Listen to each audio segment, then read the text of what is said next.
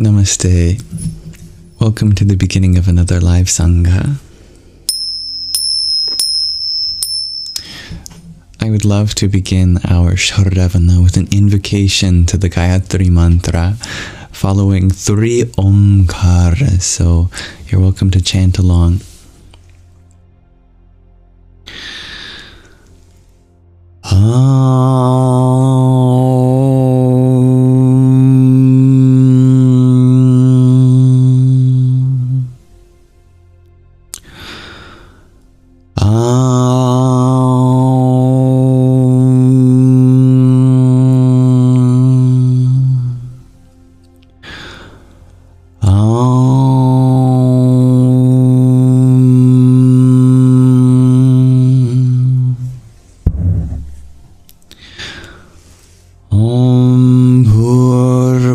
Swaha tatsaviturvarenyam bhargo devasya dhimahi dhiyo yo nah prachodayat.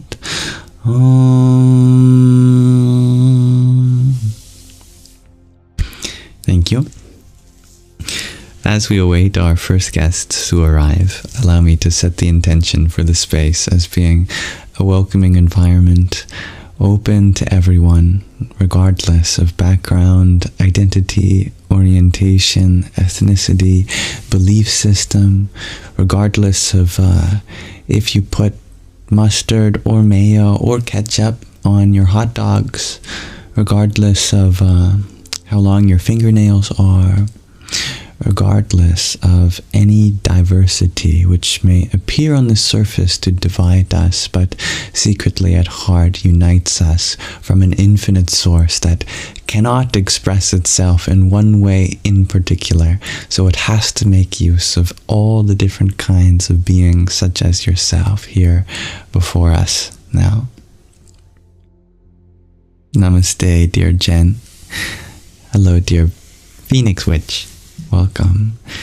And thank you, Nani, for the heart me that you sent, blessing our Sangha off today. Om Bharam Bhairavaya Namo Namaha. Namaste, dear Isabella. Namaskaram, dear Bubbles. Namo Namaha, dear little potato Sam. And Namaskaram, dear Madeleines.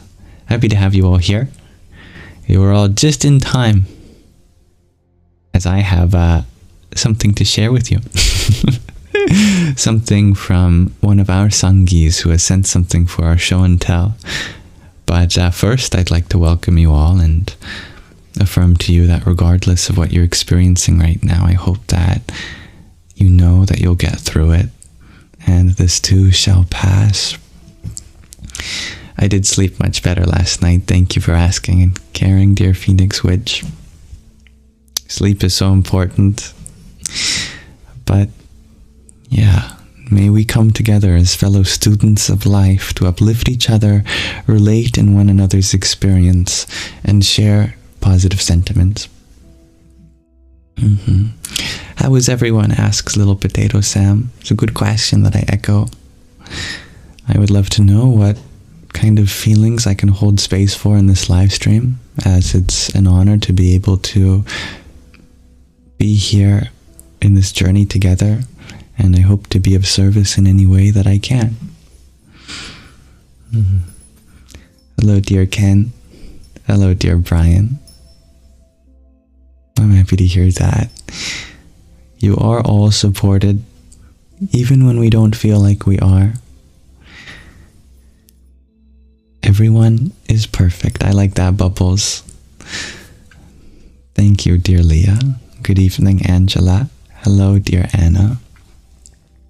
And namaste, dear Magdalene. Thank you, dear Isabella, for the finger heart that you sent too. Om Namah Shakti Shivaya.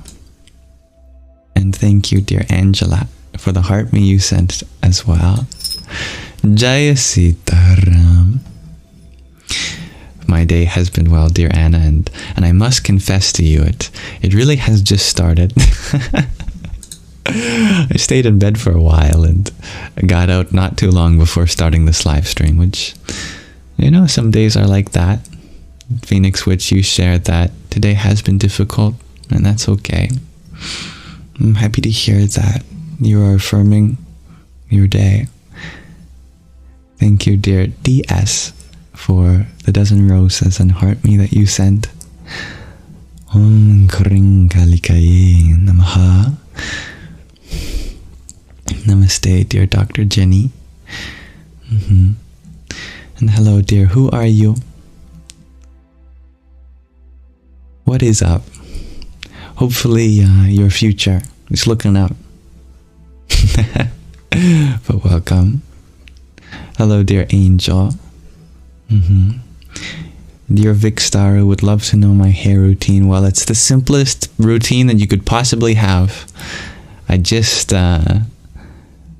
shower and I use water, and that's it.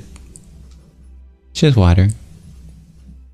And when my hair gets matted, because it will.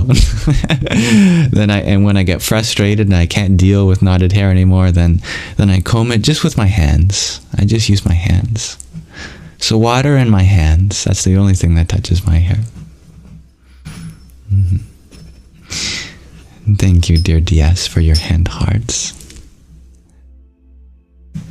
Om Namo Bhagavate Rudraya. No shampoo. No.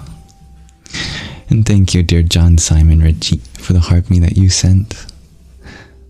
Om Ganganapate Namaha. And me, it's Pidge. Thank you for your heart me. Radhe Radhe.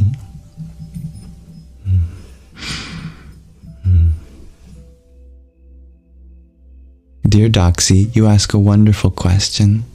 If change starts within us, why do we need a therapist or an external help to guide us?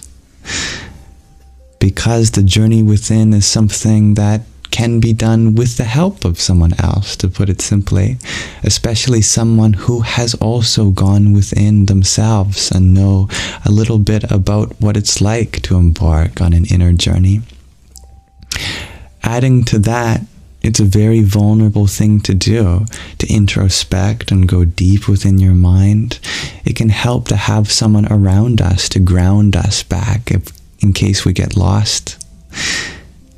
So, for example, in therapy, truly one of the biggest roles that a therapist plays for you is not to actually do any of the work, but simply just be there to reflect how you're feeling and give you tools to process what you discover as you inquire deeper correspondingly within yourself. Remember that what we ultimately discover within ourself is the very same self of the universe, the same self reflected in everyone around you, and so you reach the same destination. Thank you, dear Dr. Jenny, for your trio of roses and tiny that you sent. Yippee! Did I change my mic? Asked Dr. Jenny. Nope. It's been the same for the last year, but I did tweak some of the effects today. I increased the noise gate and denoiser. If you feel like it's a tweak in the wrong direction, I'll happily revert it. Thank you, dear Positivity Troll. Alright, as I mentioned, there's something I'd like to share with you all from one of you. I'd love to be able to listen to this with you. This is some music for the soul sent by one of our Sangis named Maitreya. Let's see what Maitreya had wrote about this.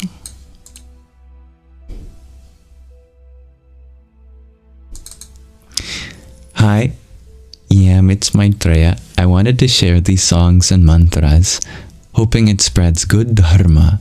Anyhow, peace and blessings, Yam. Feel free to pick any you want to share, or you don't have to share any. I don't mind. I hope these songs find you well and go along with your spiritual journey. So dear Maitreya has sent many, and I've selected just the first one arbitrarily to listen to. I don't know much about this song, if it was made by Maitreya or not. Maybe they're too humble to specify. I don't even know the name of the song. I was just given the file of the song alone, and so we're going to listen to that together to ensure that we get the best experience. I'm just going to turn down the background music that we were listening to so that our full attention can go to this song. Without further ado, the next 5 minutes of our time will be dedicated to listening to this song for our show and tell. Thank you for sending it, dear Maitreya, and I hope you all enjoy it.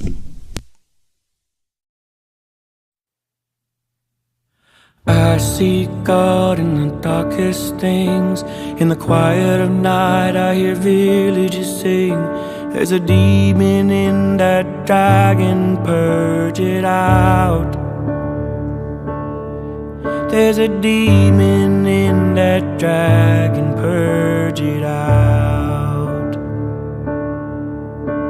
In my second, third world on a motorbike, learned a waking prayer so I could sleep at night. And I took my chances and realized many dreams. Yeah, I took my chances and realized many dreams. Wild dogs tumbling along rice fields, and I said, do you want a mom, take away my shield? You were loud and reckless, this is how you play. You were loud and reckless, that's no way to play. I fear nothing, no thing fears me. Justice has different hats for different days. Release my anger, love thy neighbor. Put that pain to some good use anyway. Oh, I will do things I've never done before, 'cause I'm powerful and I'm not afraid no more. Said I'm powerful and I'm not afraid no more. I feel God in the slightest wind. At the rate I manifest, every dream deepens. And I know I never want to stay the same. Yeah, I know I never want to stay the same. On a day of silence while the island slept, I cast my demons out at the feet of Ganesh. Said remove the obstacles bravely with grace. Said remove the obstacles bravely with grace. In a past life I cut throats and scalps, and in this life I mend the wounds I dealt. Maybe by my hands or by my words alone. Maybe by my hands or by my words alone. I fear nothing, no thing fears me. Justice has different hats for different days.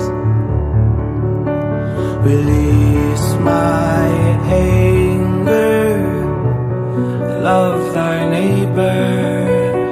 Put that pain to some good use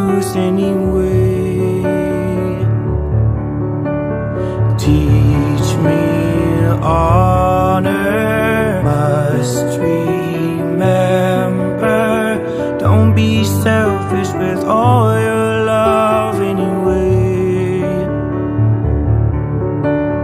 Tilt my head back, how like you said. In the end, my body's spirit anyway. In the end, my body's spirit anyway. Oh, I would do things I've never done before, 'cause I'm powerful and I'm not afraid no more. Yeah, I would do things I've never done before, 'cause I'm powerful and I'm not afraid no more.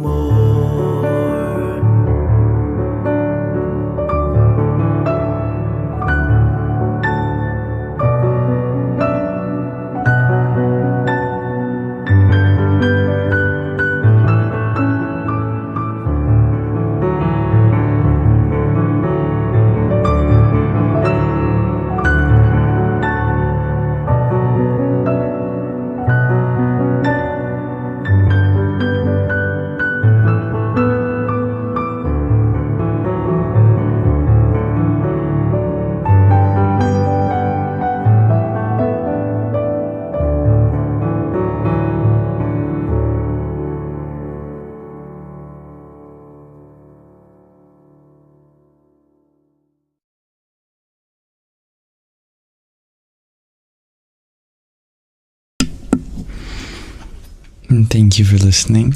And thank you, dear Maitreya, for sending such a lovely soundscape for us to explore with our ears, mind, and heart.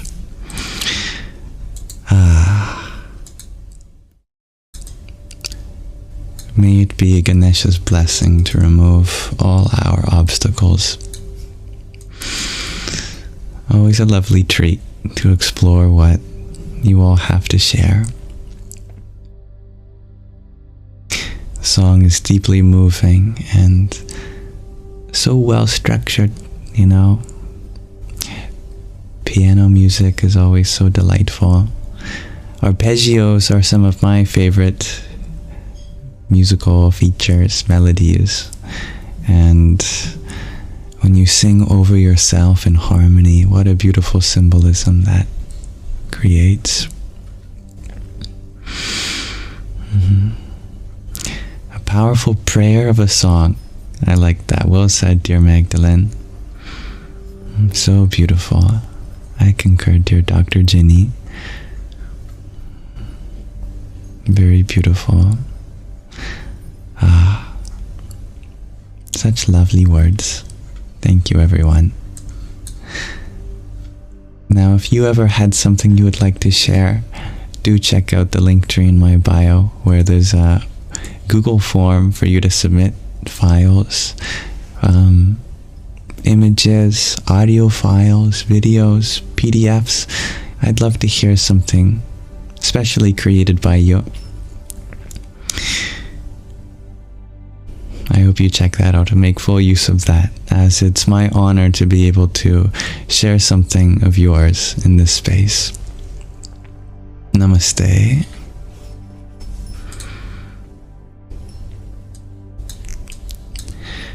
What a lovely start to our Shravana and our live stream thus far.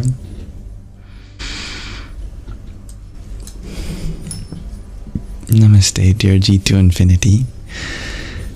Om Kring Kalikaye Namaha. And thank you, dear Tan Hao Yu, for the heart me that you sent. Radhe Radhe. And dear Jordan, thank you for your rose. Ram Ram. And Isabella, thank you for your trio of music plays. Om Ganganabataye Namaha.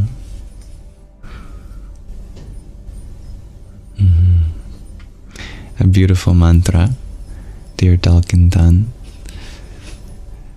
Dayata gate gate parasangate buddhi swaha.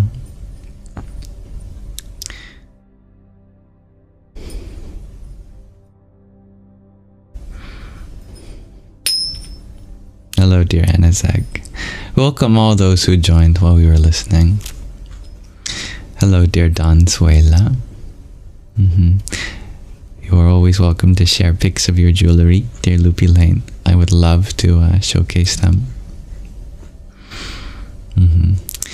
You forgot Paragate, that's okay. Dayata gate gate paragate parasangate buddhi swaha. Such a powerful mantra. It is gone, gone, ultimately gone, so ultimately and perfectly gone. Awakening we offer up. That's the word-for-word translation. Now I'd love to continue our Shravana, the section of live stream of Sangha dedicated to listening, to hearing, and then I'll have my attention all on you. I would love to read from another section of our book, Hollywood to the Himalayas, about the story of dear Sadhvi Bhagavati Saraswati as she becomes a American psychologist student, no longer, to a Hindu monk in India.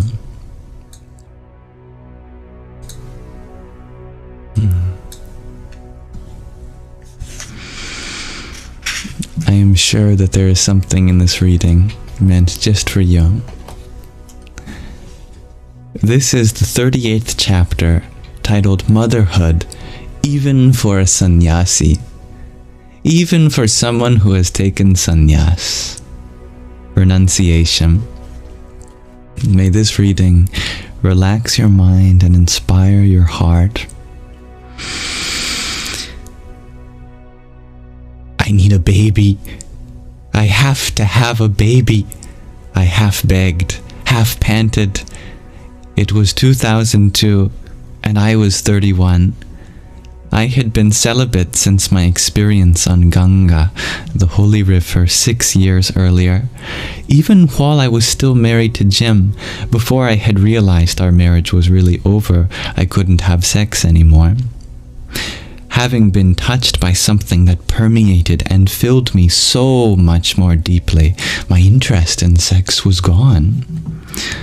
When desire did rise up in the years that followed, typically unexpectedly, catching me so off guard that I almost didn't recognize it, I practiced the meditation that Pujya Swamiji, my guru, had taught me, allowing the energy to rise within me rather than clamor to be released.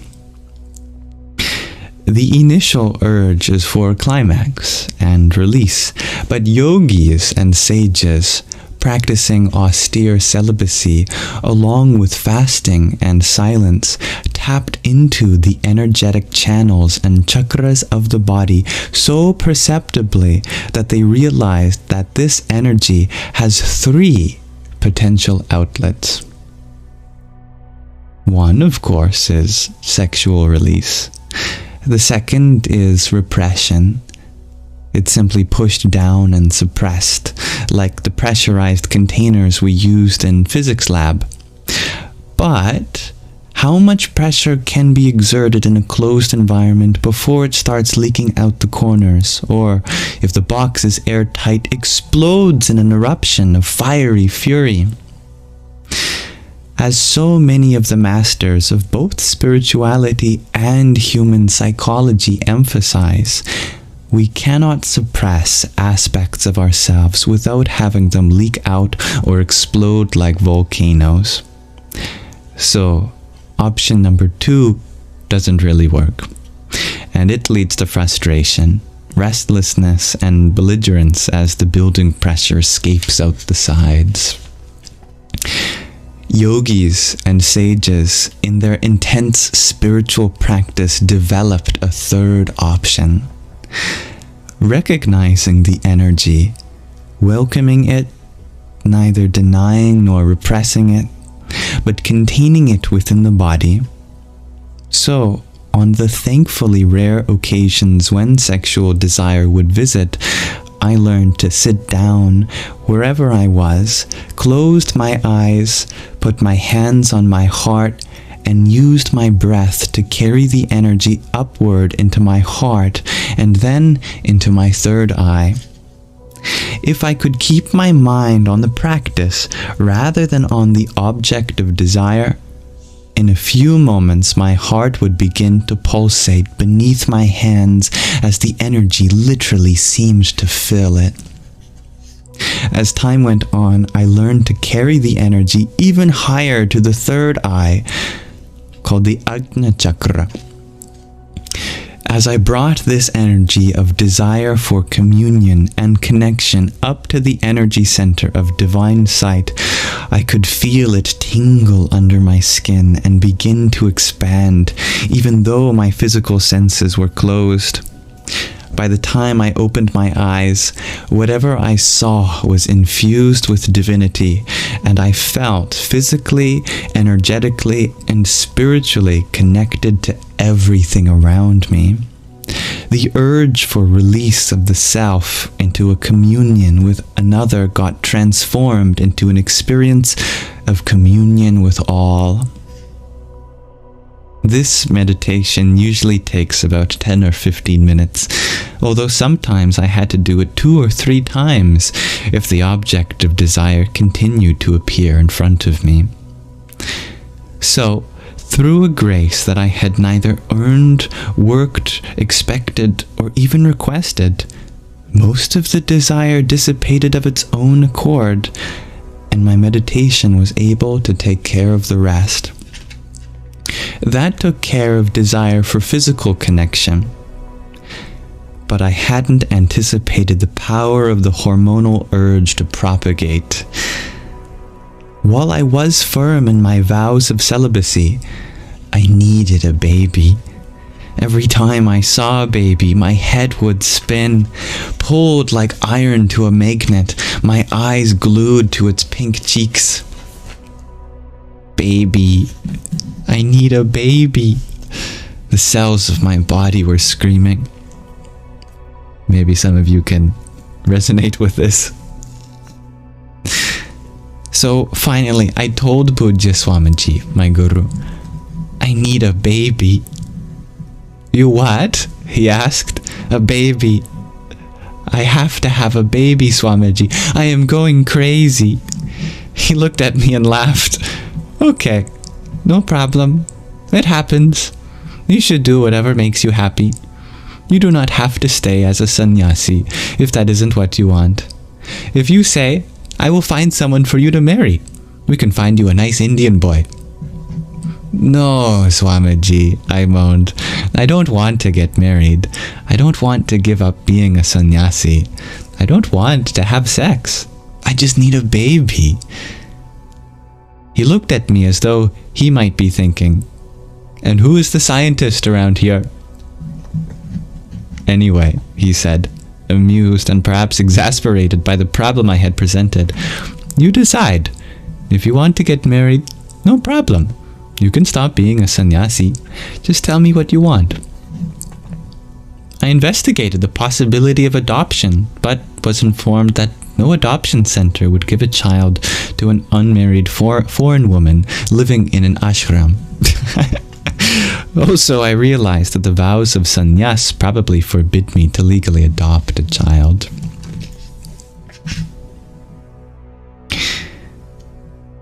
The waves came and went. Weeks would go by when this desire simply didn't arrive, And then I'd be in an airport or in the Arti and see a mother holding her child, and the wave would rise and drown me. A baby! I need a baby! My body would scream into my brain. God will provide you. Pujya Swamiji always reminds people, whatever the need, whatever the lack, whatever the concern, Swamiji's answer is the same. God will take care. God will give you what you really need. He frequently shares stories of his days in the jungle, in need of a candle, when suddenly, out of nowhere, a villager would appear at his hut or along the road, candle in hand, and say, "Here, I thought you could use a candle." God, in Pujya Swamiji's personal experience, is not only the provider of life, but also the provider of the smallest things we need to sustain life.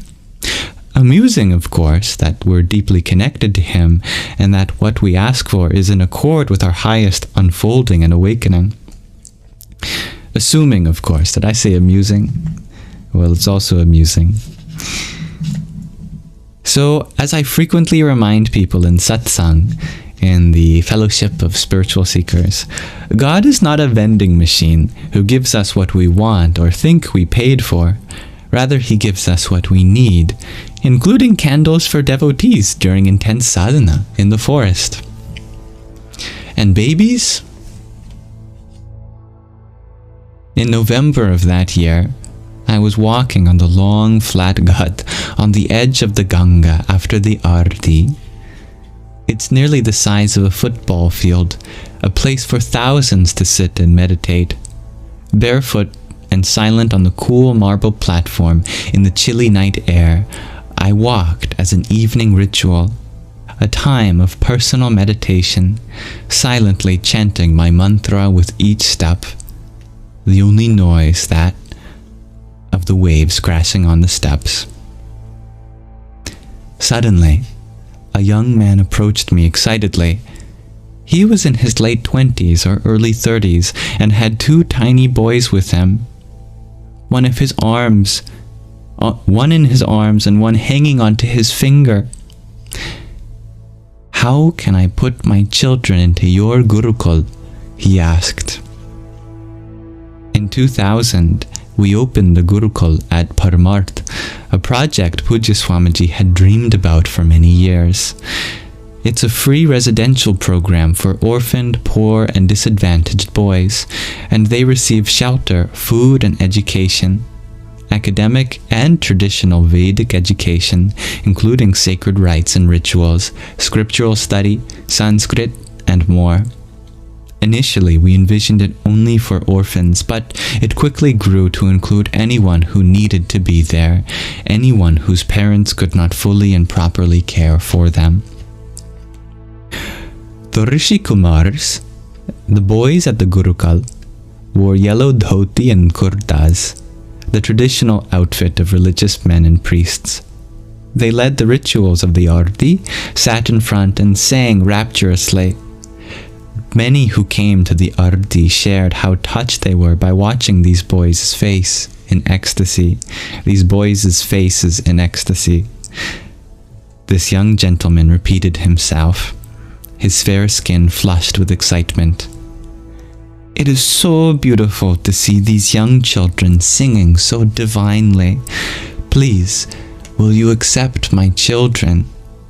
I want them to receive the same opportunity for such a divine life." "Where are you from?" I asked. "A small village about an hour from the city of Jammu," he said. "It is far, but I came here because there is a Gita Bhavan temple branch in our local village, and I knew they have a branch in Rishikesh.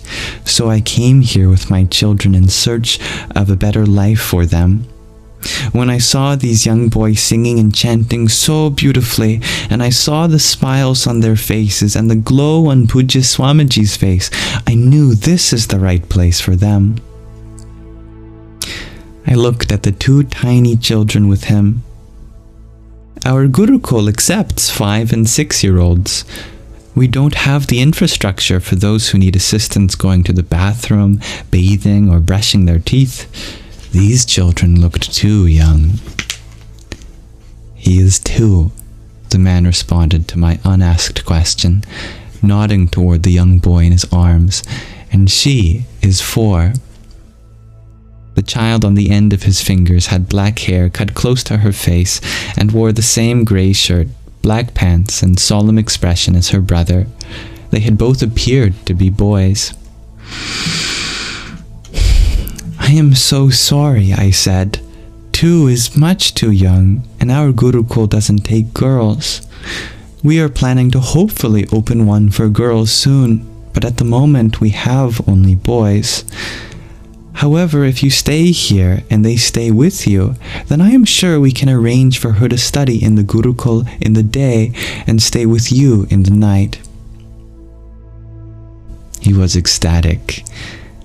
"This is a dream come true," he gushed. "I will do whatever seva you say, whatever selfless service. I cannot believe we are so fortunate, so blessed to be able to stay in such a holy place." Each day they came and spent time in my office. The father, Rameshwar, gushed effusively about his joy of being there and the possibility of a better life for his children, free from the difficulties they faced in their home and village. The 2 children were mostly silent and stoic. Slowly, I began to get a half smile from the young girl, Shivani. As the days turned into a week, she began to crawl into my lap as soon as they entered my office, feeling somehow entitled to occupy that space and push onto the keys of my keyboard, clearly a device she'd never seen. Tap, tap, tap, she would push. When I drew her attention to the monitor to show her how what she had tapped was appearing on the screen, her mouth opened wide and she exclaimed, "Ah, Daddy, come see." And she tapped and tapped, pointing to the monitor. She couldn't, of course, read, but simply the fact that this device responded to her taps in such an obedient way thrilled her to no end.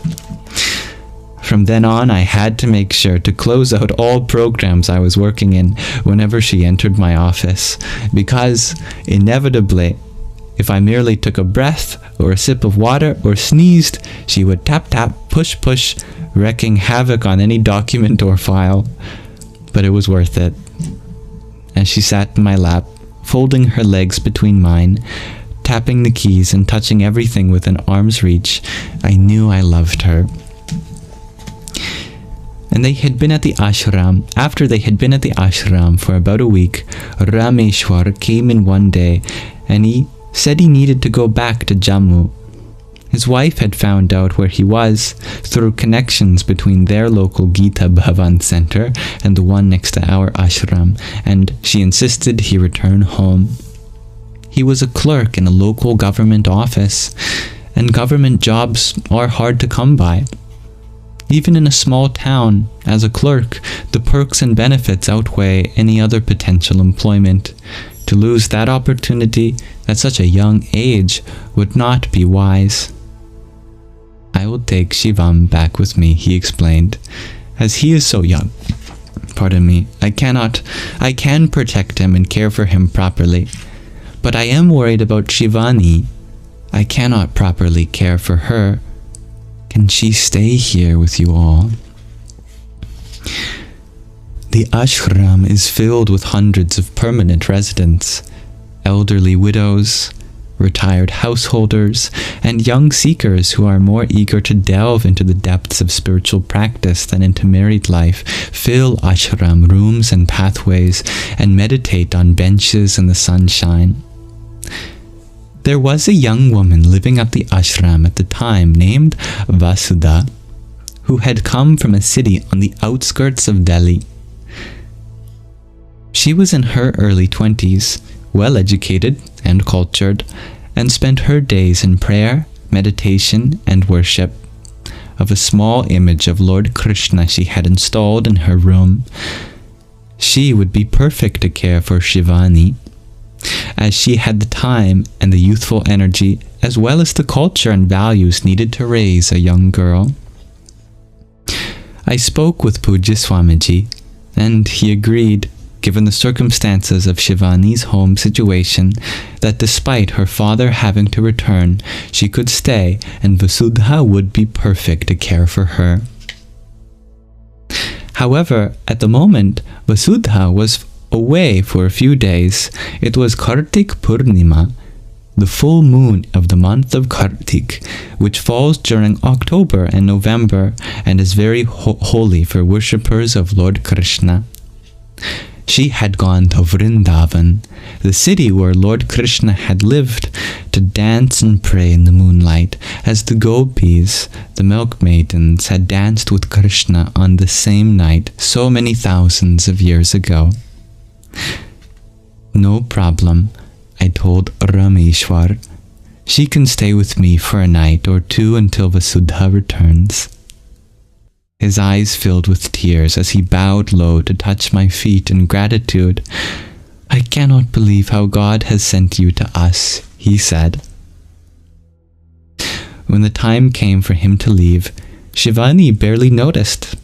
Tap tap, push push on the keys of my computer. Amid the giggles there was a bye as he walked out the door, Shivam in his arms, to catch the train back to Jammu. Shivani spent that night in my bed. She didn't begin there, as my room has 2 single beds and she had her own. However, a few hours into the night, she awoke with a start and began crying. Ow, ow, come, I said. She crawled into my bed, still crying in her sleep. The single beds at the ashram are not like single beds anywhere I'd ever been, although the ones in my Stanford dorm were close. These beds are so small that an obese American would spill out over the edges. They are definitely not beds for 2. But when one has a 4-year-old crying in the night, practical matters are secondary. She curled up into my body as I held her, her heart beating through her bony back into my hands. I drifted into sweet, albeit short-lived sleep. Shivani's legs had uncurled and were now attempting to push their way through my abdomen. She had a knee in my ribs, then a foot in my belly button, then an elbow in my chin. I turned her over onto the other side and held her close from behind, lest she pushed her way out of the bed. However, her kicks were remarkably adaptable, as now her legs flailed backward, heels planted firmly into my stomach. It was a sleepless but blissful night, as I held this beautiful gift of life in my arms. In the morning, I filled the bucket in my bathroom with warm water and picked up her wriggling naked body. No, no, she giggled and shrieked, pulling her legs tight into her body like a turtle, lest her toes touch the water. It's nice and warm, I explained. She didn't understand. Her home must not have had a hot water geyser. I took her hand and gently put her fingers in the bucket. Her eyes lit up. Warm water. She raised her arm so I could lift her and place her into the bucket, bottom first, with her calves dangling over the edge. 1 plastic bucket, a few gallons of warm water, a bar of soap. These were the only ingredients necessary to turn my small bathroom into her own personal Disneyland. She laughed and yelped and splashed, scooping water out and throwing it on her face and head. I put a bit of shampoo into the palms of my hands and began to wash her hair. Her arms continued to toss handfuls of soapy water into the air, and now into my face as I bent low to shampoo her hair. I filled jugs of water to rinse it, but as I brought each jug close to her head, her hand shot up to block it. No, she was not ready to be rinsed off yet. She was not ready to abandon her soapy paradise. Later that afternoon, Vasudha returned from Vrindavan. and I explained the situation. She happily agreed to the seva of caring for Shivani. I introduced her to Shivani and explained to Shivani that she would be staying with Vasudha from now on. She could come visit me, of course, whenever she wanted, but she was to stay with Vasudha. She let Vasudha take her by the hand out of my office and back into her room. However, at 10:30 that night, there was a knock on my door. I had not slept the night before due to the kicking of my beloved bedmate, and I was just getting into bed. I went to the door, and there stood a harried Vasudha. Harried? Does this mean she's covered in hair? I don't know. A harried Vasudha with a screaming Shivani in her arms. "She will only sleep with you, Didi," Vasudha said in English. I tried. Didi is the Hindi term for older sister and is used respectively or respectfully on its own or as a suffix. Shivani leapt from Vasudha's arms and passed me into my room. "Kya hua? What happened?" I asked Vasudha. "She was fine all afternoon and evening," she replied. "She played nicely in my room and even ate her supper. But when I tried to put her down to bed, she started crying and she said she would only sleep with you. I have spent the last hour trying to calm her down and sleep, but she will not. I don't know what to do. I am sorry." "Don't worry," I assured her. "Get some sleep and we'll sort this out tomorrow." I walked back into my room to find Shivani asleep, sprawled across my bed. For many months, she lived with me, slept in my bed, bathed in my bucket, burrowed her way deep into my identity and existence. She went to school at the free day school we run for children of the ashram, as well as local children in need of education. In the afternoon, she played with the Rishi Kumars. I bought her yellow bottoms to match the boys' dhotis, and she wore the same yellow kurta top. She sat on the floor of my office, a small individual dining table as her desk, coloring, cutting, and eating peanuts and popcorn. Each evening at the arti, she lined up with the Rishi Kumars at the very front of the line to escort my Guru Pujya Swamiji down to the riverbank. In the arti, she sat as near to Pujya Swamiji as possible, watching him closely out of the corner of her eye as she mimicked every motion. When he sang, raising his arms into the air ecstatically, she too threw her arms into the air. She swayed when he swayed, clapped when he clapped, and sang only his portion of the call in response. Alone in my office, she would repeat the full rendition of the arti, now free to go beyond accompanying Pujya Swamiji and actually be him. Hare Krishna, Krishna Krishna, Hare Hare, she bellowed, her body leaning dramatically, first left, then right. Hare Rama, Rama Rama, Hare Hare. She threw her arms into the air, eyes closed, pumping the sky with her palms. One evening, in January, at the peak of winter cold, I stayed back in my office during the arti, finishing up some work. A few months after, Pujya Swamiji left to walk down to the Ganga, flanked by rows of yellow-clad Rishi Kumars, led on one side by my adopted daughter. I noticed she had forgotten her shawl in the office. The sun was setting, and it would be 50 degrees and dark by the time the arti finished.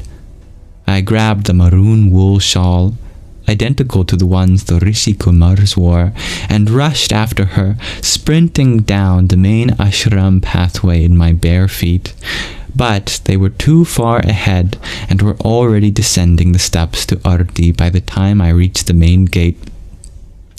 Despondent and bewildered, I stood there imagining icicles hanging from her short hair, her lips blue and body frigid. Suddenly, I began to laugh. The sun was setting on the opposite side of the river, the last rays of light dancing in Mother Ganga's waters. The opening stanza of the Hanuman Chalisa had begun, and the old ladies sitting on the benches lining the pathway beside me began to sing along. Here I was. I laughed, a white-robed sannyasi, a celibate renunciate, racing anxiously, woolens in hand, after a 4-year-old girl, lest she catch cold near the river. I had become a mother after all. Who is she? People asked, as it was unusual to see a small Indian child on the end of the pinky finger of an American nun. She's my daughter, I responded. Should anyone need to verify it, I would ask her, Tum kiski ho? Whose are you? She would look up at me and smile, Aapki, yours. Several months later, in the spring, her father returned along with Shivani's mother. Swamiji spent several days counseling them, trying to bring peace into a marriage pervaded by abuse and blame. No! Shivani cried, flinging herself flat like a pancake on the wall of my office when they tried to take her back to Jammu. As they tried, one after the other, to peel her from the wall, she sank down in a limp puddle of tears. No, I don't want to go. She cried my tears as well, for I had to keep my face dry. I had to be the adult here and do the right thing. Of course, any child would be better off with her mother and father, regardless of their circumstances, rather than living in an ashram with someone as busy as I am. I reasoned to myself, that is what's best for her. I repeated as a mantra in my own mind, staving off despair at how God could so cruelly grab back the gift he'd given us both so lovingly. You'll come back very soon, my love, I told her, breathing as deeply as I could to keep my voice from cracking. Biju, one of the young men living in seva at the ashram, threw her limp, sobbing body gently over his shoulder and carried her to the rickshaw that would take her family to the train station. Maya kaha chalegi? Where has Maya gone? Pujya Swamiji asked me later that day. Her name is Shiv. I began to correct him and then stopped suddenly. My words froze in my throat. Maya is the Sanskrit word for illusion. It's used to refer not to literal optical illusions like the mirage of water in the desert, but to that hypnotic power that wraps its veil around our inner eye, convincing us that the transitory is permanent, that the form is content, that the physical world is real. Maya is that which keeps people living life only on the outermost level, the veil that prevents us from seeing the truth. God has given this opportunity, he continued, not merely for you to give the gift of love to a child, but also for you to experience the bonds of attachment and how to break through them to the truest, highest love. He looked at me and shook his head with a gentle disappointment. So far, you have learned only how to be attached and how to give love out of your own attachment. Go beyond this. Learn to love without requiring her physical body in your lap all the time. Learn to love bigger than just feeding her peanuts and popcorn. Shivani returned before the heat of summer, brought by her father into my open arms. We are so blessed, he said, that she has you, that we have you. For the next several years, she traveled back and forth between Rishikesh and Jammu, spending most of her time in Rishikesh whenever I wasn't traveling abroad. Shivani's parents responded to this new turn of events in Shivani's life with gratitude and deference. Deference to my role as a religious leader and to my background academically, economically, and culturally, and effusive gratitude for the inexplicable blessing their young daughter was receiving. Their own personal circumstances and the difficulties therein occupied most of their mind and attention anyway. I tried not to let my tears of joy show upon her arrival, nor my tears of sorrow upon her departure. I tried to focus each day on loving her essence, not only her form, of loving the divine content of her being. As I held her tiny body in my arms at night while she kicked her way to sleep, I focused on loving her soul, on expanding my own love from the confines of the heart in my chest to my own boundless soul. This gently snoring being and I merged into an ocean of love where there was no place she ended and I began. A few years later, when her front teeth fell out, I could focus only on how cute she was. I couldn't look at her without laughing joyously. Then her permanent teeth grew in, and I could again focus on loving her soul. Our years together passed in much the same way as a normal parent/child relationship. Minus, thankfully, any teenage rebellion. I sent her to a high-end all-girls boarding school about 2 hours from Rishikesh. My goodness, that'd be a long travel. About 2 hours from Rishikesh in the city of Dehradun, the famous former British hill station with schools that count former Prime Minister Rajiv Gandhi among their alumni. In India, students are required to choose their academic path much sooner than we are in the West.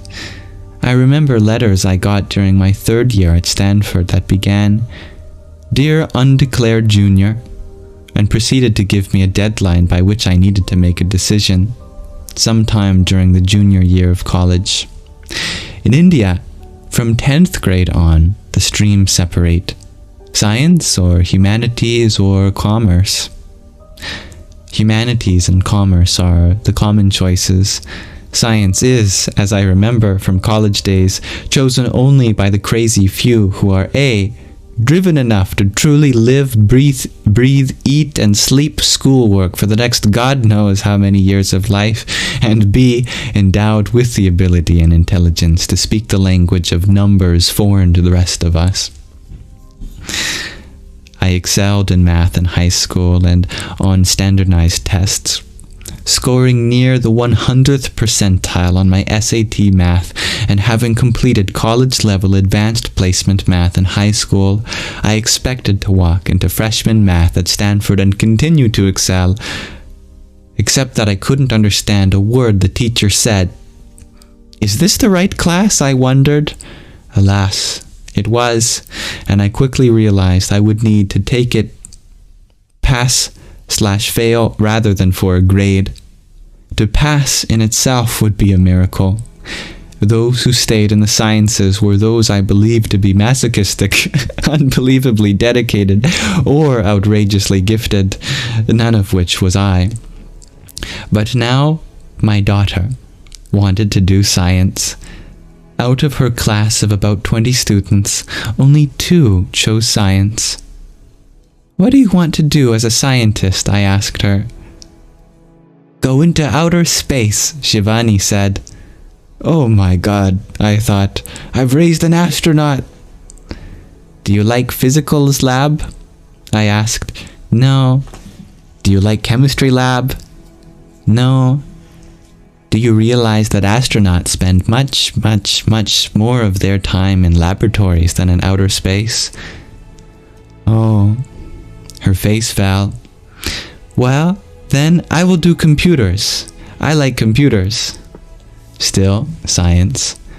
"Are you sure?" I asked. I tried to stay present with my commitment to support and nourish her every step of the way, and to make sure she knew that all doors of life were open to her. Just because she had come from a village, just because her family wasn't well educated, there was no reason she could not reach the stars. I had been emphasizing this since she was 4 years old. However, Her grades were fine, but not fantastic. She consistently scored well above average, but not at the top. She was not born an academic. Or she was not a born academic. One day she told me, "My biology professor is crazy. He expects us to learn too much. I mean, okay, there is a cell. Then inside the cell, there are so many things. Then inside that, there is a nucleus. Inside the nucleus, there are so many things. And then inside that, and inside that, and inside that, doesn't it end? How much can we really learn?" She had to reaffirm her commitment to science in her 10th and then 12th class exams. I continued to open doors for her, as every time we spoke, her only stress was her science classes. "Are you sure you wanted to do science? You want to do science? If not, there are many other possibilities open for you." She was always sure. She was even sure when, having been so confident that she would get into one of the top science institutes in the country, one of the Indian Institutes of Technology, with a cutoff at the 99.97 percentile, she applied nowhere else. When she didn't get in, but received offers to study humanities or commerce at other universities, she turned them down and enrolled instead in an intense year-long computer course to prepare for retaking the science exams the following year. In the debate of nature versus nurture in child development, I think they left out a third variable. Whether you call it karma, destiny, or out of the blue greatness, not everything can be explained by nature, nurture, or the overlap between them. Shivani's academic tenacity, her willingness to stay awake night after night studying, to take not what came easily but what needed to be worked for, was not in her DNA or her home or ashram environment. It grew in fertile soil that seemed to be from another garden altogether, one I had never visited but marveled at constantly.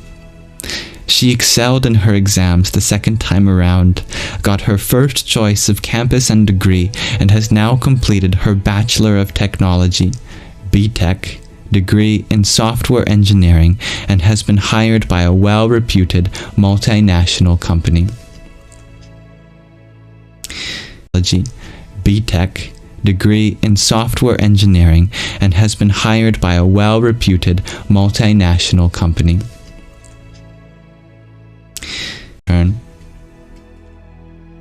My apologies. I think my internet disconnected for just a moment. If it has returned, do let me know, and I wish to continue where I left off.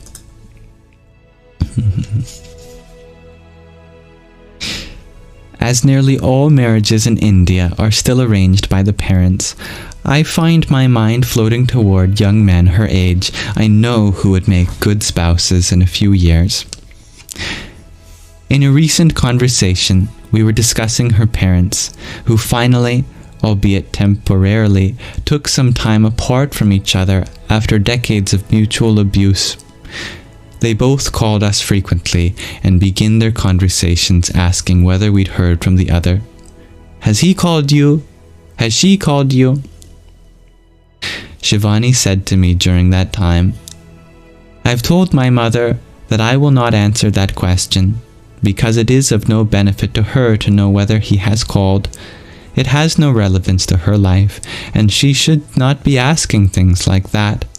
She needs to get herself involved in some good work because she overthinks everything, and this causes her to suffer."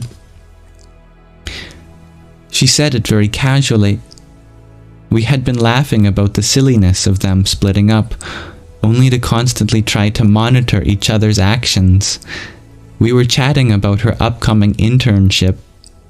She did not warn me that she was going to make a brilliant spiritual pronouncement. She did not say, "Sit down, because this is really going to excite you." She just said it as though it were the most obvious thing in the world. Of course, to me, it was. To me, at 46, having dedicated nearly half of my life to spiritual practice, this was obvious. But to her, at 19, I had my head in toilets, throwing up Twix bars and Häagen-Dazs as a poor substitute for throwing up feelings that could not be felt. "I am so proud of you," was all I could muster, my voice choking with gratitude for the gift of mothering this incredible being.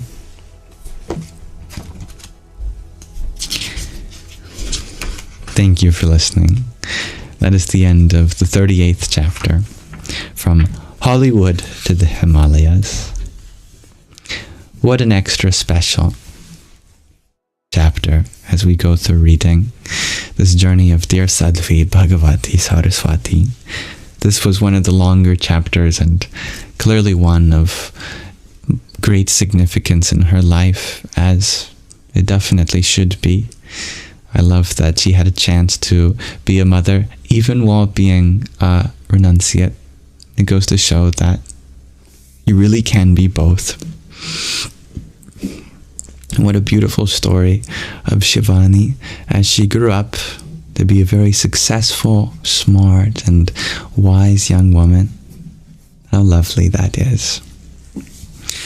Very grateful to be able to read this with you all, and we'll continue reading next time.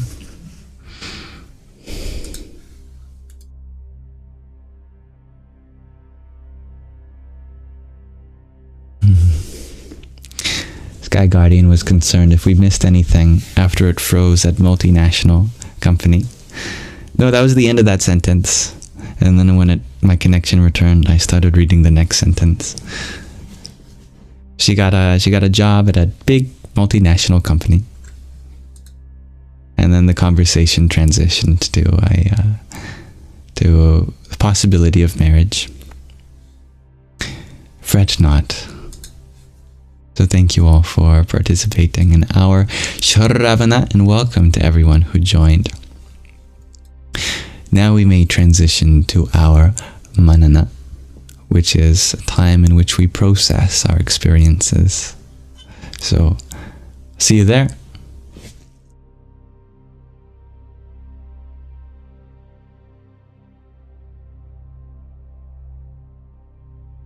All right, we have arrived. Now my attention is fully on all of you in the form of the comments. So if there's anything you wish to discuss in your hearts and minds, please let me know. What a life indeed, dear Donzuela. Also, thank you to those who sent a gift while we read. Do allow me the honor of being able to reflect back the gratitude that was shared now that I have a chance. Asma, thank you for the rose and heart me that you sent. Om Ganganapataye Namaha. Dear Ostlanding, thank you for your 15 roses. Ram Ram. And dear Hybrid Jen, thank you for your ice cream cone. Om Ganganapataye Namaha. And dear Moonflower Magic, thank you for your Heartmium pumpkin. Jaya Sita Ram. Thank you, Samra, for your Heartme. Hari Om Tat Sat. And dear Gina, thank you for your Gimme the Vote. Om Sum Suryaya Namaha. Thank you, dear Strawberry Star Bunny, for your baby ghost. Om Namah Shakti Shivaya. And Maid Jartai Handa, thank you for your heart me. Om Dham Namaschandraya. And thank you, Jos, for the heart me that you sent. Radhe Radhe. Dear DSM, you ask, what time do I read every night? I try to read at the start of our live streams for the Shravana section, which is dedicated to listening. And that is subject to when I start my lives. And the next obvious question I don't have an answer to, as I don't have a set time for my live streams, but I do post a story just before I go live here on TikTok and on Instagram. But generally, I start in the afternoon, the late afternoon or evening of the Pacific time, which is, from an hour to a few hours ago, whatever that is in your time zone. Dear Sky Guardian G, you share, looks like the book will be over in 7 days. According to your calculations, we are getting near to the end of the book, indeed. Thank you again for sending it for us. Dear Bodhisattva, you ask, do I believe in the soul or just the spirit, or do I think they are the same? In my vocabulary, I use these terms interchangeably, but you may use them in different ways. When I say soul or spirit, or even awareness or consciousness, I simply refer to the essence of your being. Whatever it is, the part of you which does not come and go along with the changing of experiences. That which is doing the seeing, the witnessing of life from birth to death. I know that even though there is a huge overlap in tradition between Buddhism and Hinduism, Buddhism makes use without the concept of the soul, whereas you cannot go far at all in Hinduism without referencing the soul. What Buddhists would probably use instead as the equivalent concept is the view, the happening. And they choose not to associate it with your identity. They say there is a happening, there is a witnessing, but we need not say that that is who I am, that is what I am. Or as the Hindus do.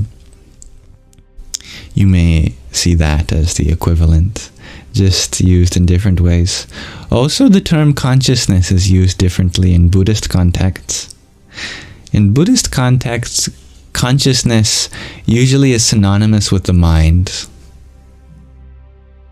And the Buddhists say, you are not the mind, so you are not consciousness. But in Hindu context, there is a big distinction between the mind and consciousness. That word that gets translated to mind in Buddhism gets translated to consciousness in Hinduism, and that word is citta. Citta. From a Buddhist perspective, that refers to the mind, which you are not. From a Hindu perspective, that refers to consciousness, which you absolutely are. That is your true unchanging self. And thank you for your heart me and your wonderful question. Ram Ram. Dear Ushabai, thank you for your flowers and trio of roses. Radhe Radhe. And thank you, dear David, for your heart me too. Om Gham Jahnavyai Namaha. I am sorry, dear Sky Guardian, about my late live streams. I know that it's very late for you on the East Coast and have to go to bed for everything you wish to do. My sleep schedule is something that has been a challenge for much of my life, and respectively, it has been a challenge to wake up at an appropriate time to be able to do these sanghas. It's really just limited by when I wake up.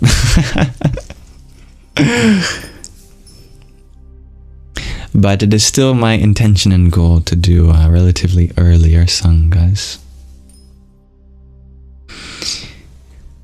Thank you, dear David, for your pumpkin. Om Namo Bhagavate Rudraya.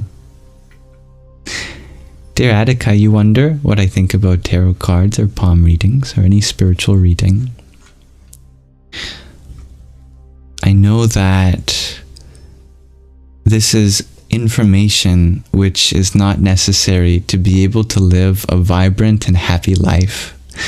So if you ever feel like you need to be able to know what is coming, not true. That you are able to live an exuberantly beautiful life without knowing what you're going to eat the next moment, let alone what kind of spiritual forces are coming. And if you are inspired to take that on as a challenge, then you need not ever pick up a divination deck or get a reading of any kind ever again. You can live life mystified, enjoying the fact that you don't know what's going to come, because you have trust and faith in yourself that you will be able to take what happens in this moment and be able to create something beautiful of it. Our spiritual path is ultimately leading us to the present moment.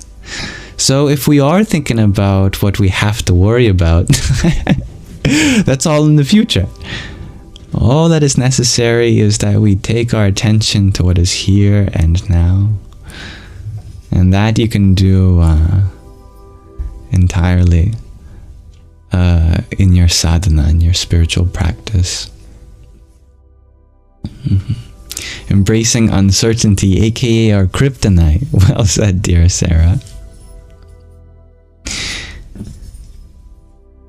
Dear Bodhisattva, you ask, do I believe we can create our own heaven like Amitābha?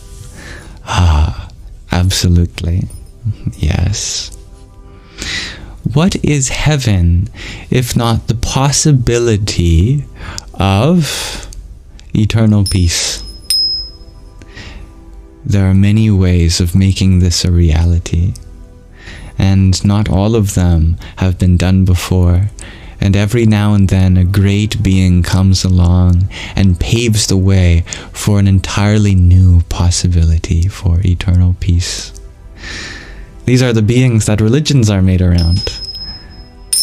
They are trailblazers in that they give us tools and instruments to create a new type of harmony within our spiritual self.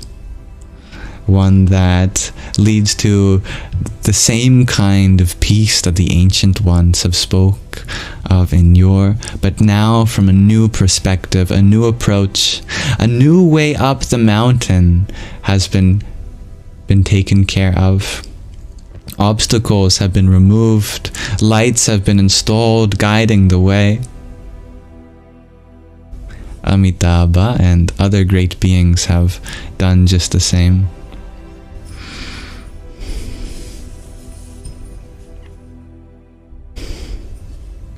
Dear Casey, you share that you're teaching yoga tomorrow morning. Do I have a quote you can open with?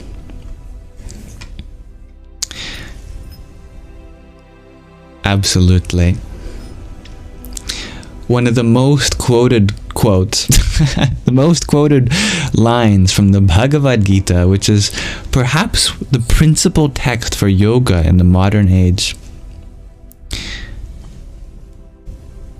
And that's a funny saying, by the way, in the modern age, because this text is thousands of years old.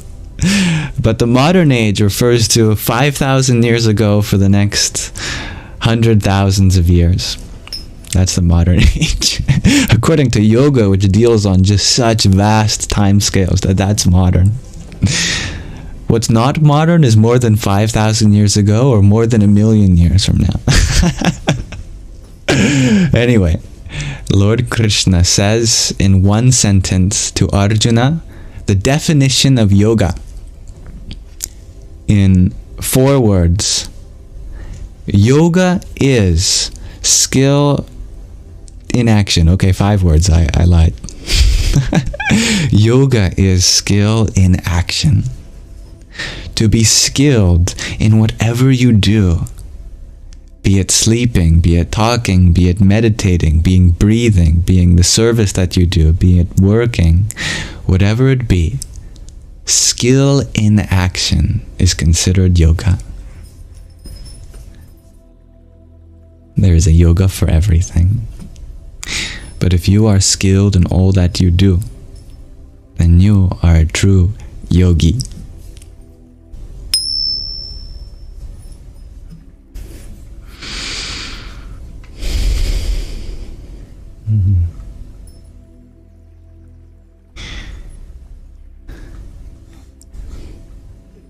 That's a lovely and wonderful opportunity for you, dear Kiore Wiache. I'm happy to hear of this. Namaste, dear Lakonen. You, my funny guest, are just in time for the question of the day, as I'd like to reveal it for everyone. Today I wonder, what is a lesson that everyone can learn from motherhood? There are many niches to fill in our society. We don't have to fulfill all of them simultaneously. We have many beings living their life in tandem with ours so that we may learn from their experience too. So, what is a universal lesson that we can learn from others, whether you are a mother or not?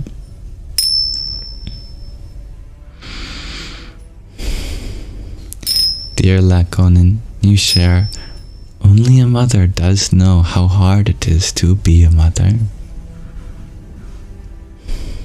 Indeed. If they say it's difficult, we should believe them.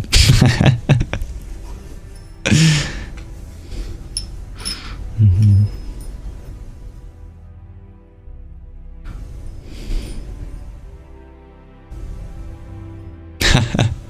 Homeless support yoga, that's just not right sounding. It sounds right in my heart. What a wonderful yoga that is. That's called karma yoga. The yoga of selfless service, of prayerful action, karma. Much love, dear Casey. Miss Bliss, you share. We can learn patience, true love, that everyone has their own journey and you can't control another's path. How beautifully articulated. Thank you, dear Miss Bliss. Unconditional love, shares Star Branch. Tadastu. It is so. And thank you, Joss, for the confetti that you sent a moment ago.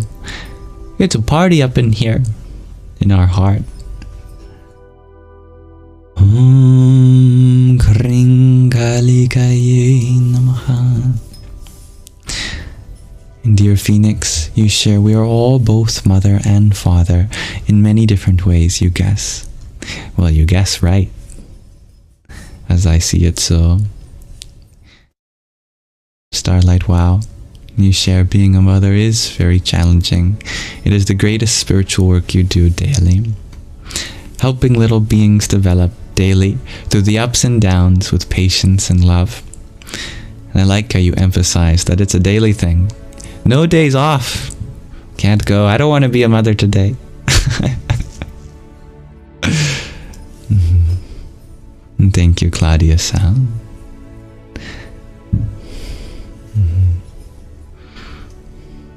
That's wonderful, dear Miss Bliss. You do outreach, peer support, and advocacy. We go right out to encampments even. Then you are a true karma yogi.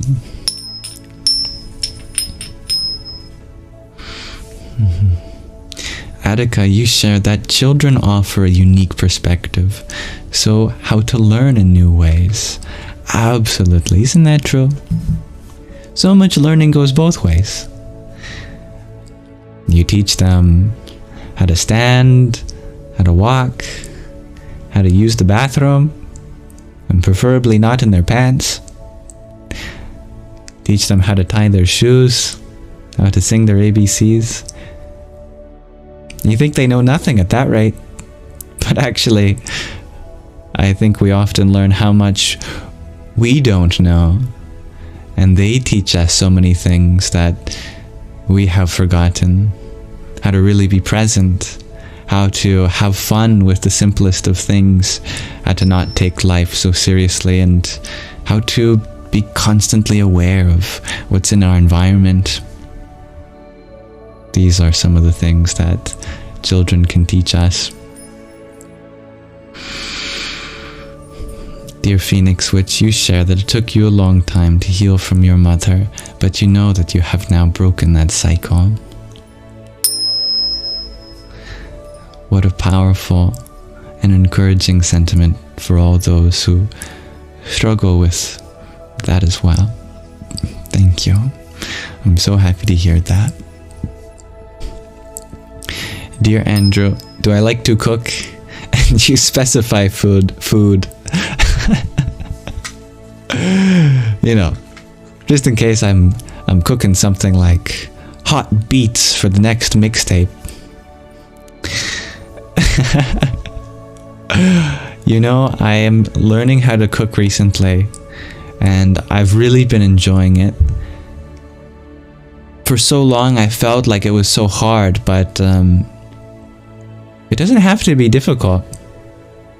If you have the ingredients, you have the tools, and you know how to use them, then it can be as simple as just following instructions.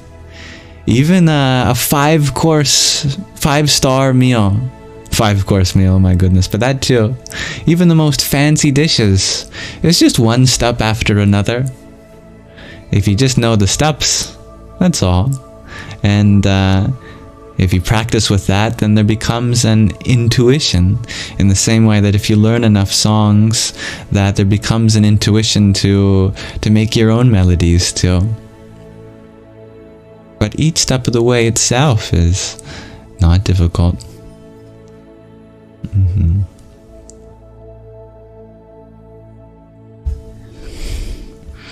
You love what you do, shares Miss Bliss. The people, the places, it's the most welcoming community. I'm so happy to hear that. The most vulnerable are often also the ones that are most ready to share their heart. Dear kitty cat with no hat, you share that motherhood and childhood teaches us how to stay curious and find joy in the little things.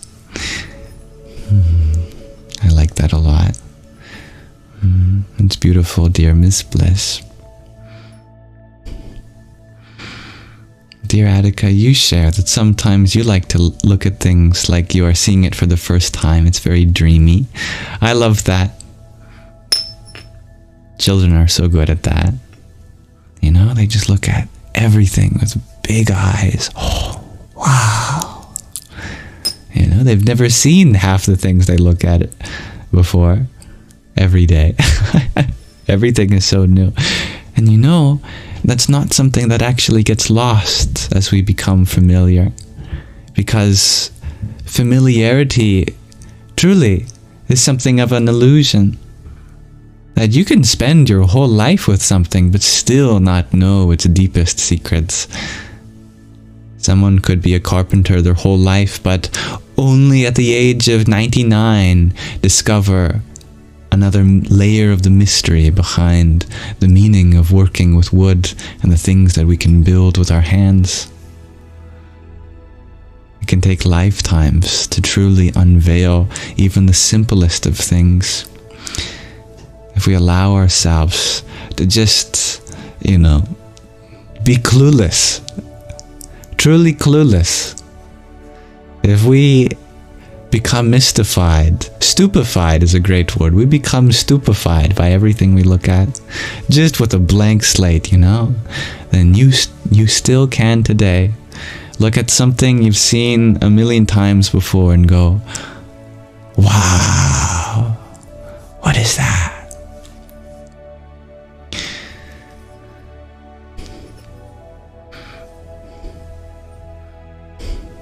Cooking is food art. Yes, well said, dear Miss Bliss. Lakonen, you share that sometimes love needs to be fierce, and you believe mother's love needs that every now and then. Absolutely. What would a mother be without some amount of fiercity?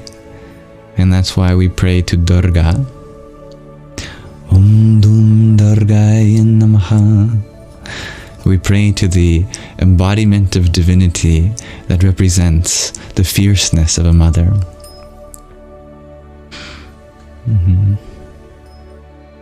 And thank you, dear Miss Bliss, for the heart me you sent. Hari Om Tat Sat. And kitty cat with no hat, thank you for your rosa. Om Namah Shakti Shivaya. Dear Andrew, you share you're probably malnourished because you don't want to cook for yourself. It doesn't have to be elaborate, you know? No need to make fancy sauces that take all these steps where you boil down all these things and then cook it at precise temperatures for a certain amount of time. Cooking can be very simple. Just making yourself a sandwich with, you know, bread, lettuce, tomatoes, ketchup. That can be enough, you know? That's pretty healthy, or at least not terribly unhealthy, depending on how you source your ingredients.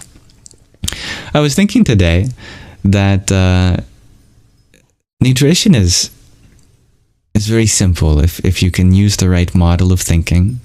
If you really just think about how the body works in the simplest terms, we got DNA. That DNA needs to be repaired. So, you need to eat food that has DNA in it. What has DNA in it? Well, cells. Especially plant cells. Eat some plant cells. That's got your DNA in it. What does the DNA do? Well, every 3 bases encodes an amino acid. And because there's 4 different bases, that's 4 to the power of 3 different combinations. 64 different amino acids. What are amino acids? They're the building blocks of proteins. So you got to get all the types of protein that you can. So eat stuff that contains DNA, eat cells, eat protein. How does the protein function? Well, it needs energy to be able to perform its activities. The most fundamental unit of energy in the body is adenosine triphosphate. It breaks down, it combines the air that we breathe with the sugar that we get from carbs and fats and turns that into pure chemical energy. Truly, almost everything in our diet boils down to sugar. Carbs are just chains of sugars, sugar molecules known as monosaccharides. Monosaccharides are literally the sugar molecules forming polysaccharides, the chains. Sugar by itself is just what happens when you break down that carbs. And if you want long-term storage of sugar, then you take 3 of them and you form a triglyceride. And that's the molecule of fat. So fat, carbs, and sugar, it's all just ultimately going to fuel your body through adenosine triphosphate combining with the air we breathe. So we got to make sure that we have sugar in some form, in long-term, medium form, or short-term. And those enzymes, they are like little locks that require keys to operate. And the keys are the vitamins. Vitamin B, vitamin C, vitamin D, etc. All of that good stuff. The potassium, the sodium ions, all of the single elements that we need in our body. These are like the little keys that bind to our enzymes, which are themselves made up of proteins that we need. And that's 90% of nutrition right there. Just take care of your DNA by eating cells, not just food that's not cells like pure sugar. Eat cells, eat diverse protein, make sure you get your sugar and get your vitamins. And it's quite easy to do that.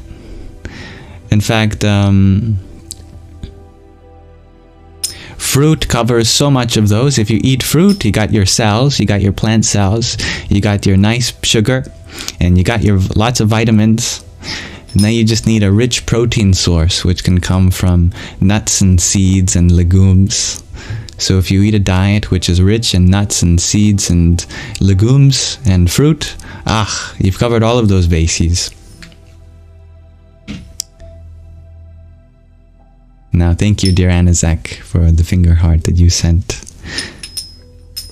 Om Ganganapataye Namaha. And dear Tamia, thank you for your heart me. Om Shri Mahalakshmi Namaha. Now, let's see where I was in reading the comments.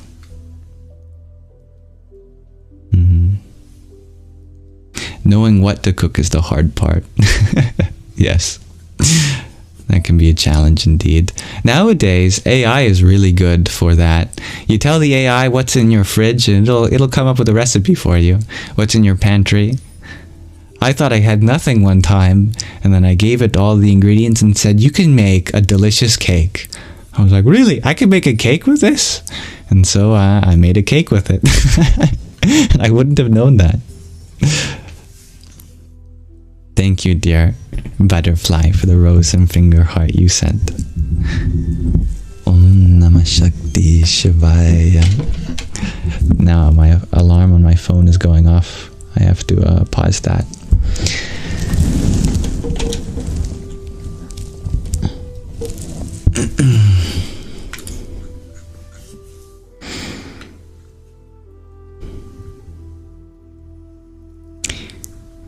Now let's see where I left off again.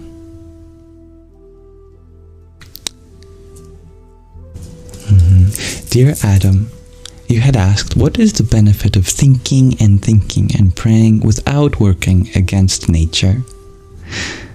Well, I'm not sure why anyone would want to work against nature, since we have to work with nature. So much of the trouble we find ourselves today is because we're working against it rather than with it. But indeed, prayer is just the watering of the seed of growth.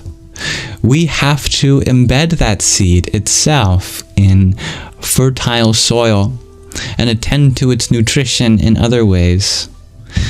That seed cannot grow with just the watering alone. We may shower our awareness on it in the form of prayer, but water alone does not make seed grow. We need to put in the effort. We need to gather for itself the other nutrients, like the motivation to be able to get out of bed and say, this is how I am going to help this prayer be achieved and manifested. This is how I am going to make a difference. We require both.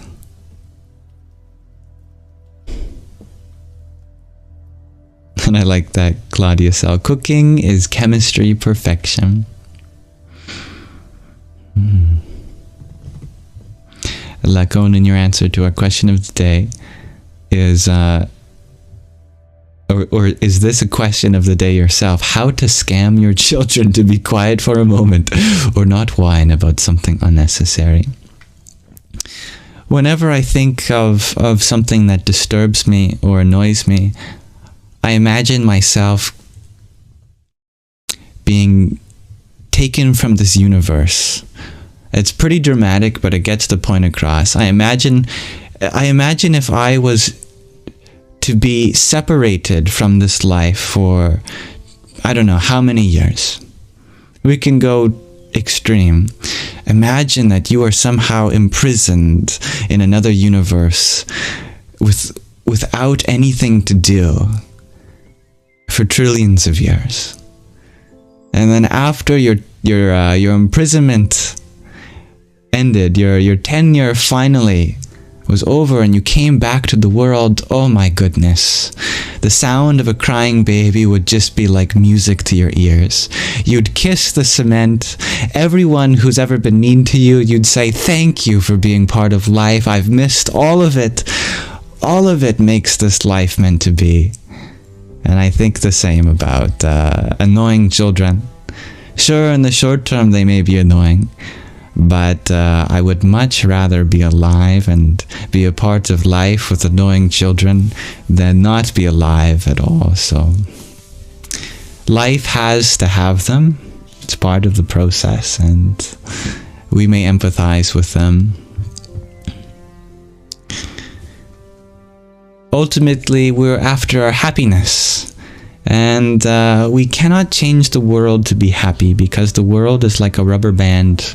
You can stretch it and pull it and do all sorts of things to twist it, but as soon as you let off, that rubber is just going to form back to how it was. And the nature of this world is that children can be annoying, and we cannot change that. So if we cannot change the world, why don't we change ourselves and our perspective so that we become joyful participants regardless of what features this world has to offer us.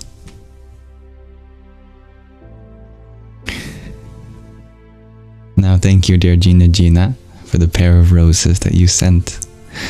Radhi, Radhi. And dear Samra, you share that motherhood teaches us compassion for all people. To see a tiny human grow, we know we all started this tiny. Indeed.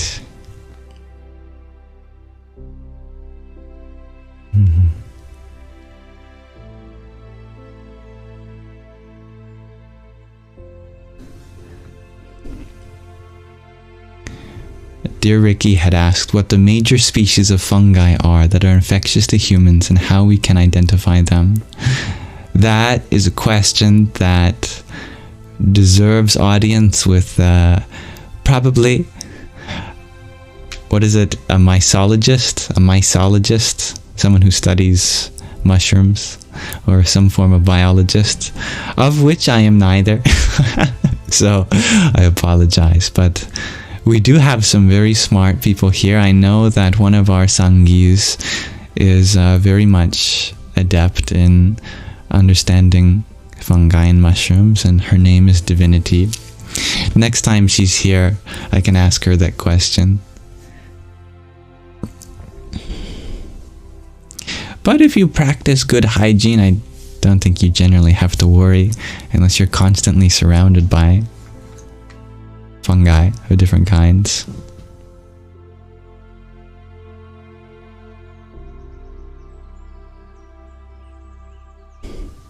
Dear Michaela, you share that motherhood can be achieved by healing the inner child. Well said. Well said.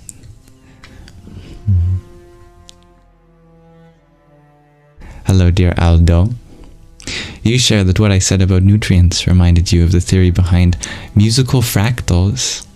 Adam Neely has made a video on his YouTube channel, and I might like it. Oh, I know Adam Neely. Not personally, but I mean, I've heard of him, and I've seen some of his videos. I might have even seen that video. Yeah. I love the connection between music and fractals. If you notice, art tends to converge onto fractals. Every genre of art seems to converge to something like a fractal. Because what happens is you get so good at expressing something that now you start focusing on even subtler aspects of that expression, and then you refine each of those aspects. And what can happen is that art becomes more and more detailed.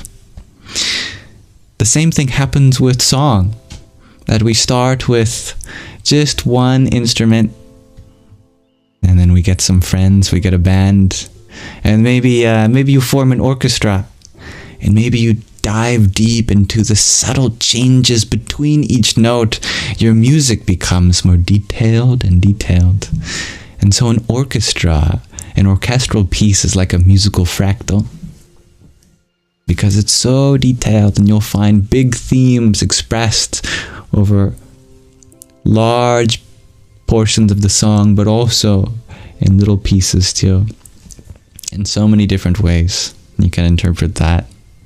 And this is the nature of a fractal, that you start with a whole and you grow and grow and grow that to form a much more bigger whole.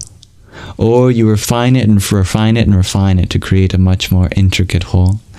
And that is the nature of this universe, isn't it? We start with something ever so simple. Just one source. Just purity itself. You might call singularity, God, love. So many different words can describe it, because all words and all forms have emerged from that singular, unified source. And then it divides in 2 and 3, 4, 5, 6, 7, 8, 9, 10, 11, 100, 1,000, million, billion, trillion. It gets more intricate and intricate and intricate. Entropy increases. It's all the same stuff. The energy content of the universe has not gone up or down, but it's what we do with it that becomes more detailed and intricate.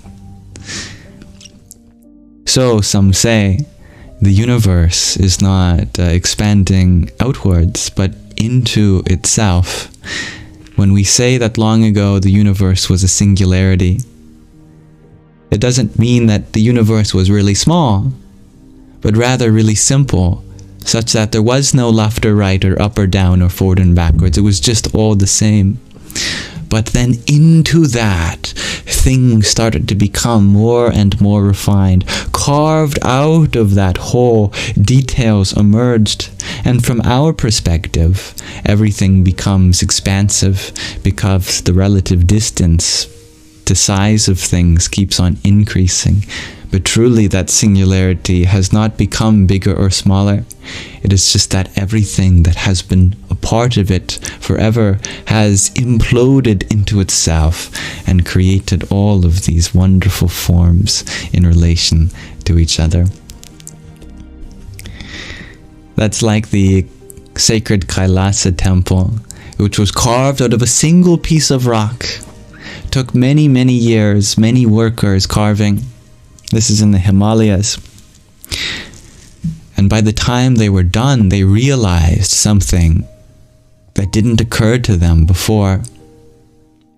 When the workers finally chiseled away the last bit of this mountain, something dawned on them. And so they inscribed their revelation in the final stone. They wrote, "We, as the workers, have worked tirelessly, thinking selfishly for so long that we were making a temple. But now, as we chisel this last stone away, we realize that we only unveiled it. For it was here in its entirety long before we arrived." It's true, isn't it? Just like Michelangelo's statue of David. It started as a whole block, like that episode of SpongeBob too. The art is already within it. You just take away everything that it isn't. The metaphor of this is life. The whole universe. It already existed in that one. Now we just carve away to discover what was within that source. And this is what we engage in. Just like that temple, carved from a single mountain. That temple was always inside of it. So too, everything we look at is also inside of that source. We have just carved away so that we could experience it. So that we could enter the temple.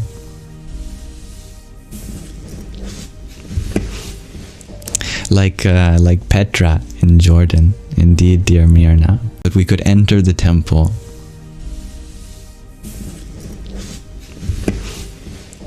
Like Petra in Jordan. Indeed, dear Mirna. Your heart me. Rama Rama.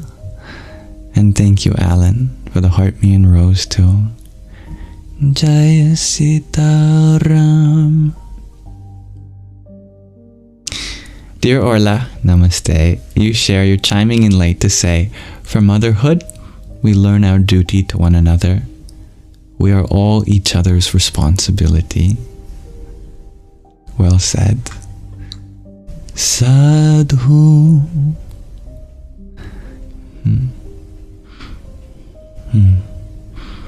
Had some tears flowing today, dear Star Branch, also in reference to motherhood. The wild robot. I haven't heard of it, but clearly it meant something to you, and that means something to me. Hello, dear Mariham. Well, thank you for exploring our question of the day, everyone. You're more than welcome to continue to explore the purpose and lessons of motherhood. I'm just going to minimize the text there for now. But if you had another revelation, I would love to echo it.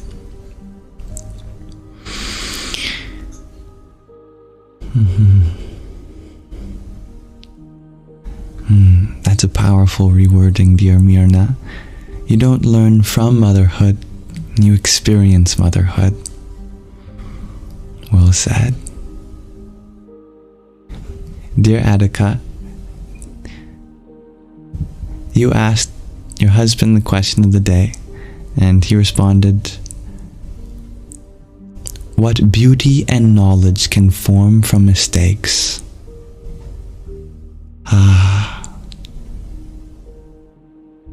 And that puts so much ease aside surrounding our mistakes, knowing that they can be the source of beauty and knowledge. They are the source of beauty and knowledge if you are willing to take it from such a state into a more fully fledged life. In the very same way a mother takes a baby and helps manifest its full potential.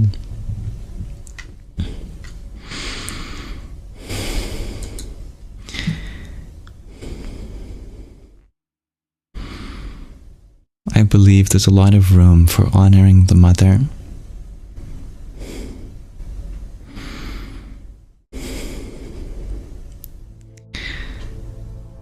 It seems as though we have been graced with an opportunity in the modern age to remember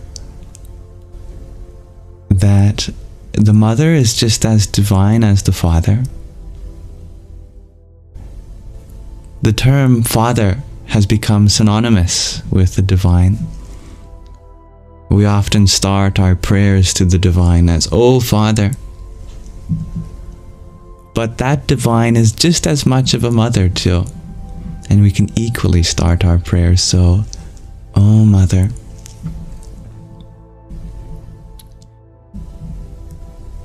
But there is a distinction. Whereas the father is the source, the mother is the manifestation. And you find that metaphor in our biology. Technically speaking, all a father really has to do is just give a seed. And that seed itself has all the information needed to create a fully fledged human being.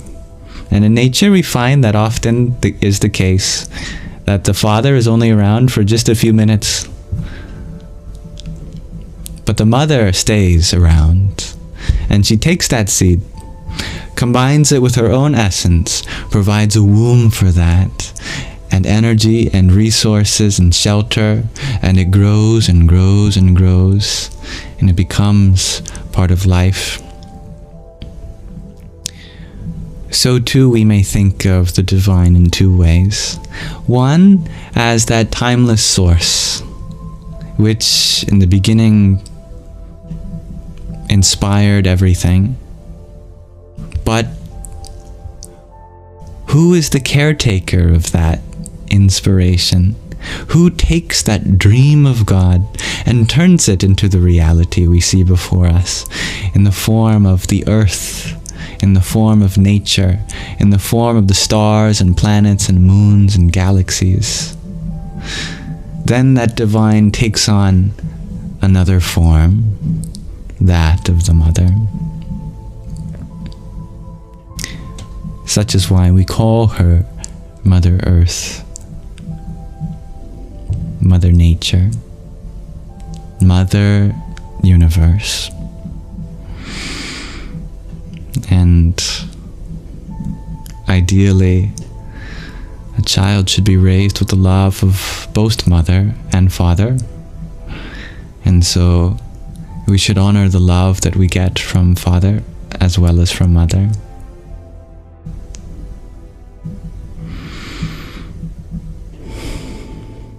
One of the ways in which we can really and practically make a big influence in that today is to return the care that we get from Mother Earth back to her, Mother Nature. She is challenged and it is not her fault. She has given and given to us so selflessly that now she herself is in need of some love that we can reflect back on her. She has no expectations for us.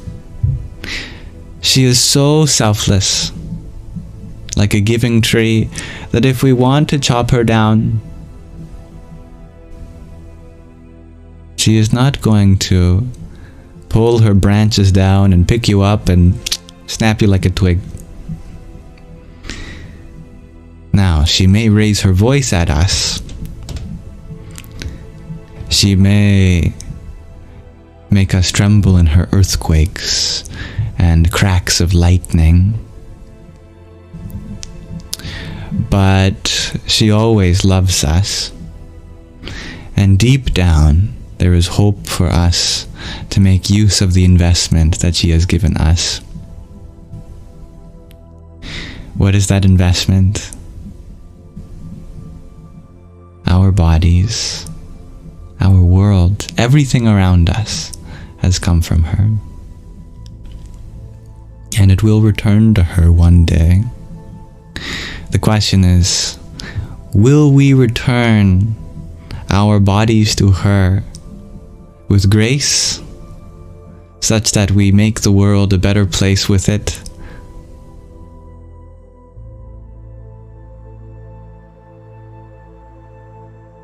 And that is the question.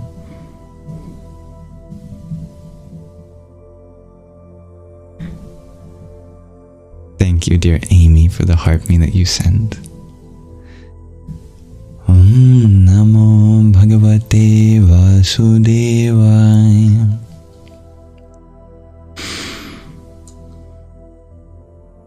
That's very interesting, Attica. You had a weird dream about Mother Earth being one to save Satan from being killed by God. To me, that is very symbolic. Metaphorically, Satan refers to our ego, of course, our sense of selfishness.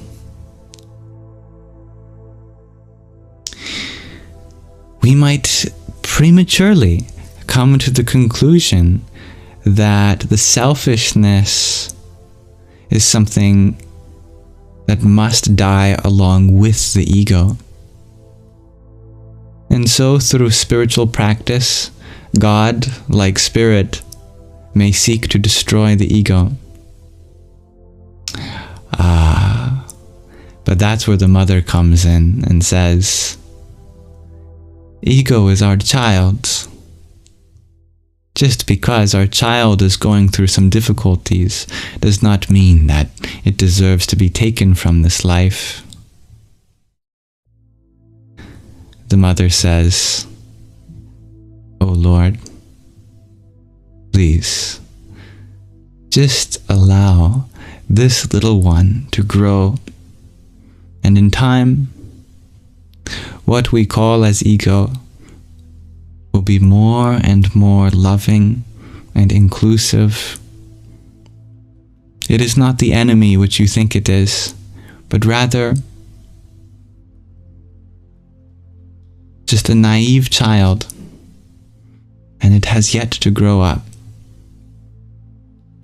And as it grows and grows with our love, it'll become more and more aware of the possibilities in which it has come from, and will become a servant not just to one body and one mind which it calls its own, but to many bodies and many minds."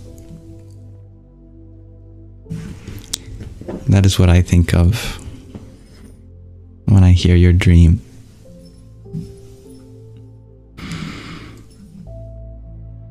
Howdy, dear Sufi Siddho. Hello, dear forest. You share you're looking for comfort. Switched into a new room tonight for sleeping and feeling spirits around. Not sure if good, but desiring to feel safe and to command negative out. If anyone has any tips, you accept.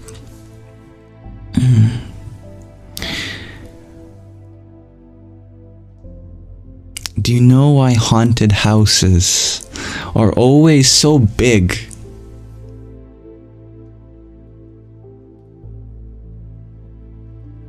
You never have a haunted single bedroom house. It's always a haunted manor or a haunted mansion.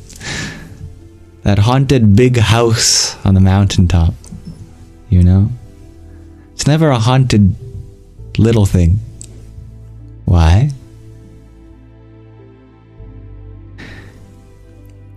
Because haunted means your own spirit hasn't filled the space. And so that makes room for the possibility of something else, something other, filling it.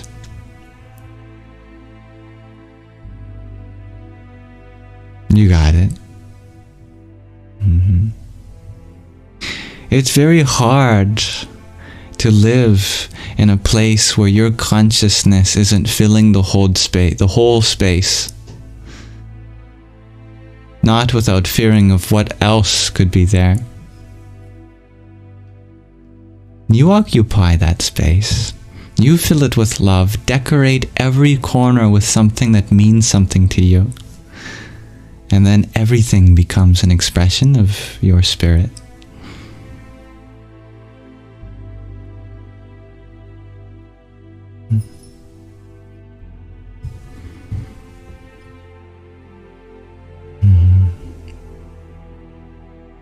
Thank you, dear Dugs, for the choral that you sent.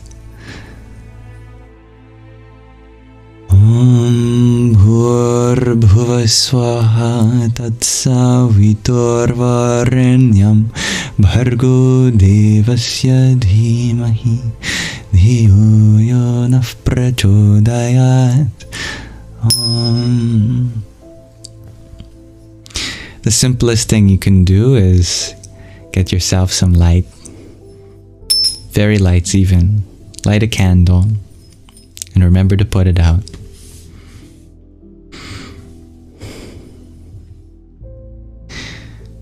So Charlie, does that imply that rich people are more likely to become ghosts? Well, they certainly seem to be more likely to be haunted by the ghosts of greed and accumulation of materialism. These ghosts and spirits do not seem to haunt those who are in places with less fortune, because places built on community, on making do with what we have, and not expecting anything more give rise to some of the most virtuous people.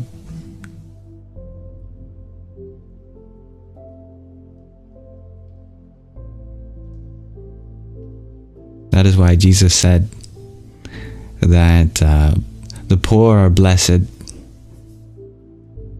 not just because the divine is merciful, but because they truly show us so much blessing that we might not even be sensitive to.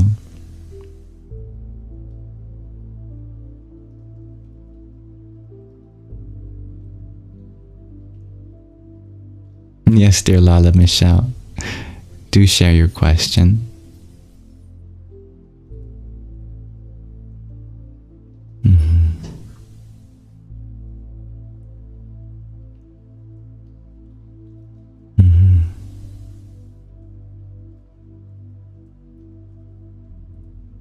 You share that you feel so hurt that you wonder if you are a narcissist or play victim mannerisms.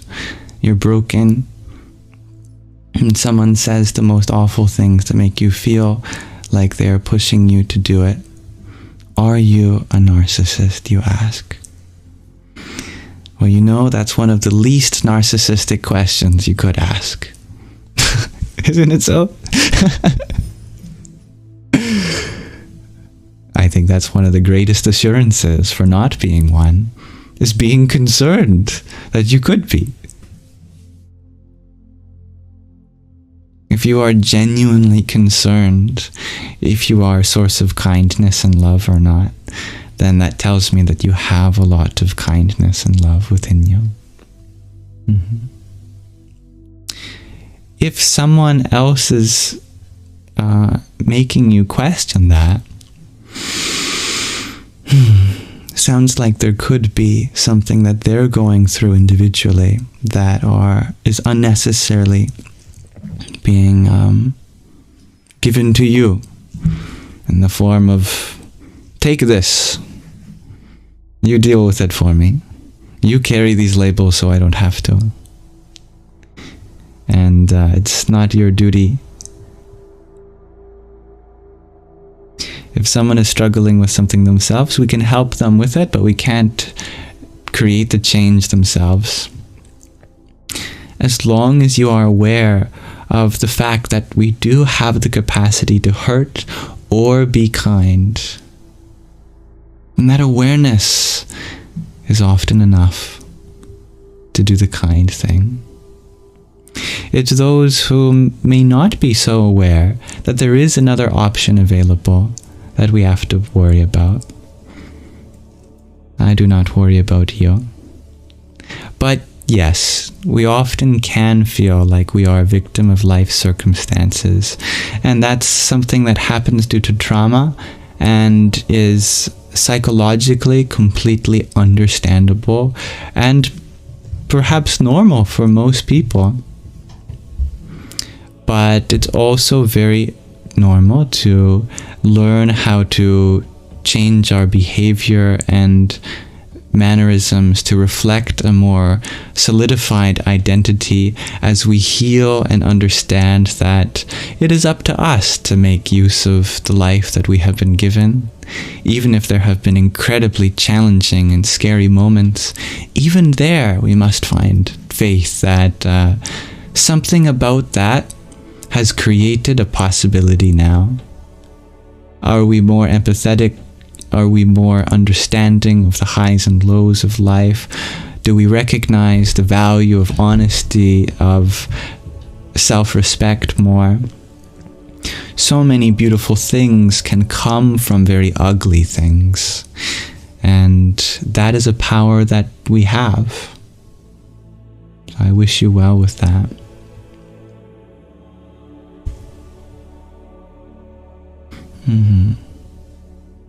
I'm sorry to hear that you feel like you're walking on eggshells. You certainly deserve to be able to live your life and find ways of expressing that joy and doing things that make you happy without the implication that it is somehow a reason for another person to be defensive. And so I encourage you to set healthy boundaries and communicate, and if it's possible, counseling can be really helpful, especially if it includes both of you, depending on the situation. But it's so selfless that even despite that challenging circumstance, you do have love for him. And that is probably why it hurts so much. Sometimes distant love can be a truer form of love. When we give people space to work on themselves, that can truly be a form of love that is not only helpful but necessary for healthy relationships. Because if what we call as love is being received as just something for them to ignore an insecurity, if it's just kind of sweeping something they have to work on under the rug, then clearly that love is not actually becoming love, which brings about joy and happiness and healing. So to really give love sometimes means setting clear boundaries, because then and only then is the possibility for understanding and happiness and growth possible, when otherwise it's being taken advantage of, and that possibility of growth is not being manifested. So please feel empowered to make those decisions which give the other person an opportunity to work on themselves, doing as much as you can, but not taking so much that your well-being begins to degrade, because your body and mind need to be operational to be able to do all the good things that you have to do yourself. Your health is important.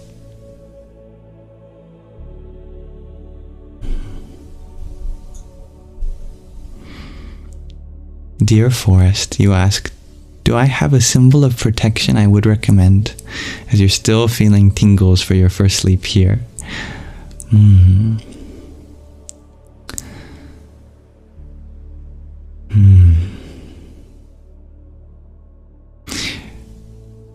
Take something small that feels like home to you, maybe a piece of clothing from someone that you love, maybe a necklace that was gifted to you,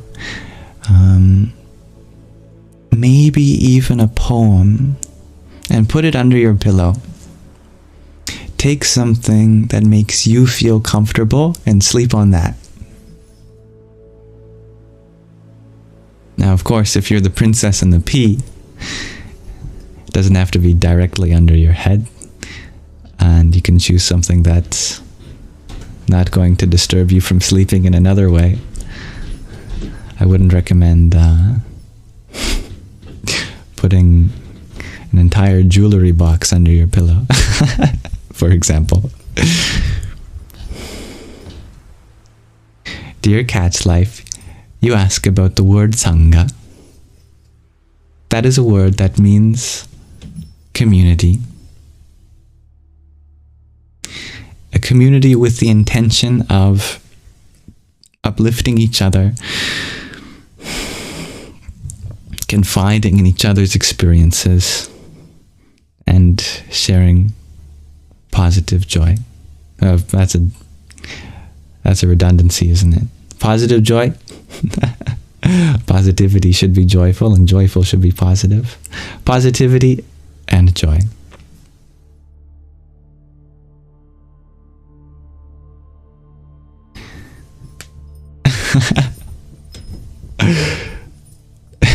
Doom Night. You wonder, do I believe in the Big Bang Theory, that we are souls created and splintered out in this process? believe there is truth in all perspectives. And the Big Bang Theory is really more of a model than a theory. In fact, most things we call as theories are technically not theories, but something called a model. And a model serves a practically different purpose than a theory. A theory is something that is testable and makes predictions, specifically falsifiable predictions. A theory is a hypothesis about the function of something. It can be verified or disproven. But a model is not like that. A model, especially a physical model of the universe, is more of a perspective, an idea, such that it's not meant to be absolutely accurate. It's not meant to be a fully fledged understanding of the way things work. It's just a perspective that by itself is true. By itself, it yields ideas. It yields fruitful thoughts and understanding. But it is not a complete understanding, and so it has limitations, and it's not meant to have anything other than limitations. It is a point of reference that we can refer to so as to understand something from a specific angle. Our beliefs shape reality kind of thing. Yeah, a model is something that if you believe in, that you are looking at reality from that perspective. It is not going to make falsifiable predictions because it's not about testing anything. It is just a direction that we can look, and depending on the circumstance, it can be helpful or it can be unhelpful. So yes, there's a lot of truth to the idea that this universe was once one, and that oneness has divided unto itself. You can take that very literally, but you can also take that more spiritually. But there are limitations to this understanding. For example, it depends on your perspective whether the universe is infinite in time or finite. You may have heard that the universe is 13.7 billion years, but that's if we measure time in a certain way.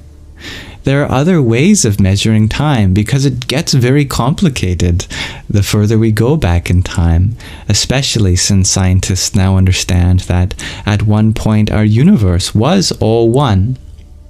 But due to that oneness, it makes the tracking of time very difficult. And if you just keep track of anything in particular, there is an infinite amount of time that has passed between that oneness and it existing as an individual thing. I forget the exact term they use for it in astrophysics, but there's a different way of measuring time that's more logarithmic. I think that's the term actually. In logarithmic time, the universe did not have a beginning in any finite amount of time ago.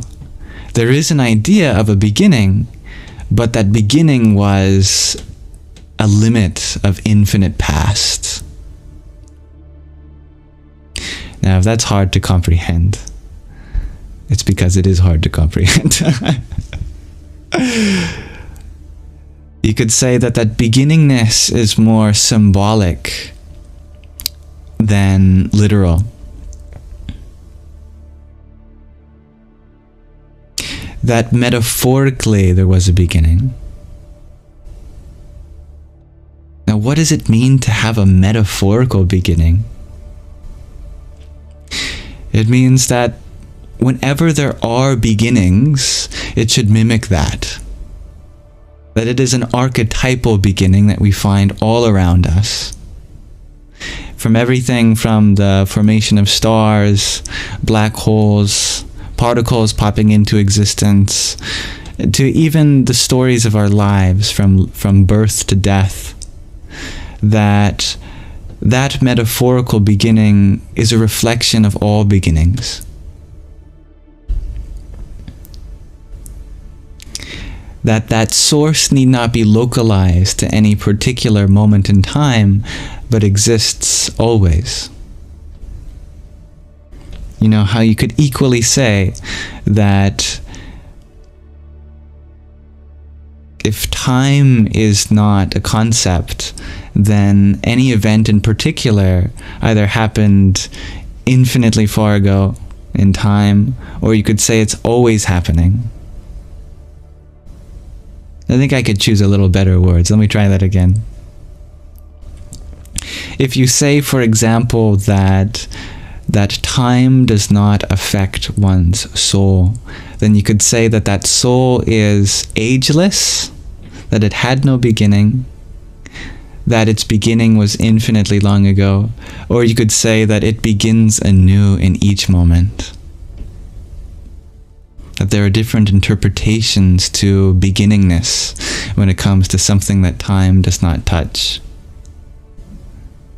And this relates to our concepts of 0, 1, and infinity.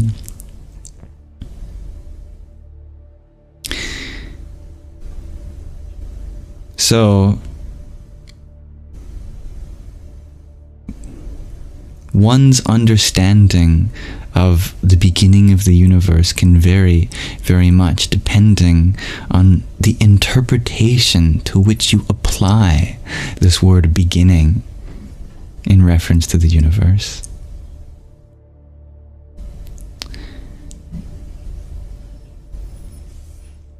And it is just so that even that beginning, even that great beginning of our whole universe, could be one in a series of beginnings. Now we're talking about infinities of infinities. That each universe by itself may be infinite in time, but be part of an even greater infinity of universes.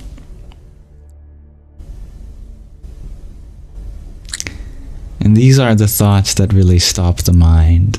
These are the Zen koans of the mind that take oneself from thinking in terms of the finite into thinking in terms of the infinite, into now and never, always, and eternity. Just dissolve our concepts of beginnings, because all of these things can be applied to a human life as well. As the ancient rishis of India said, that everything in the universe mirrors something in the human being. From birth to death,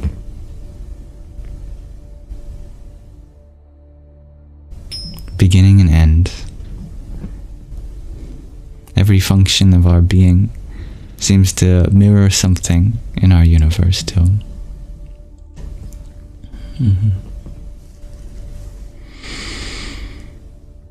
Namaste, dear Susan. Thank you, Anazek, for the 6 roses and the baby penguin from Renvox earlier. And dear Dob Darker, thank you for your heartmeat. Om Namah Shivaya. And dear Sage and Freya, thank you for your witchy kitty. Om Shri Mahalakshmi Namaha. And that's right, dear Zoe. As above, so below.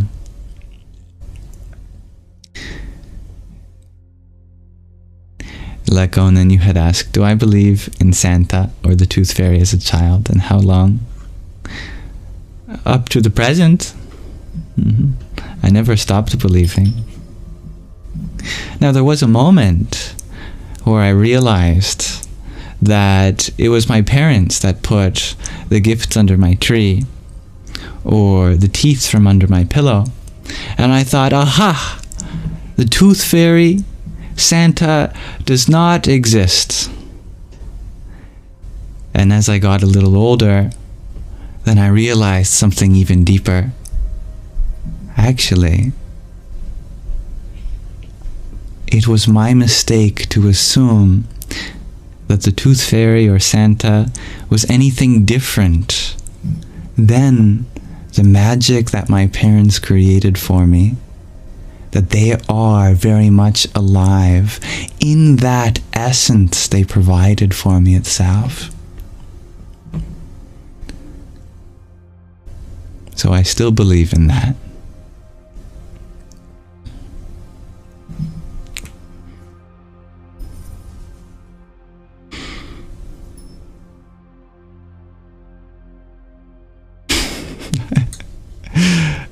Now that's a very specific question, dear Salt Plug Production.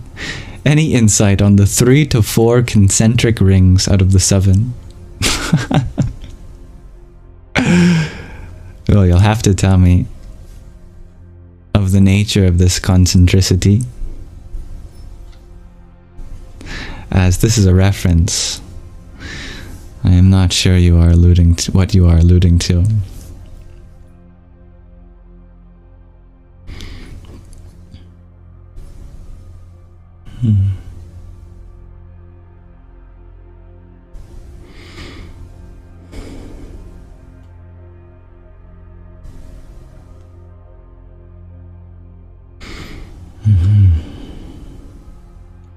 You bring up a good point, dear Lala, that many people won't be content until the reality that they believe in becomes the one that others believe in too.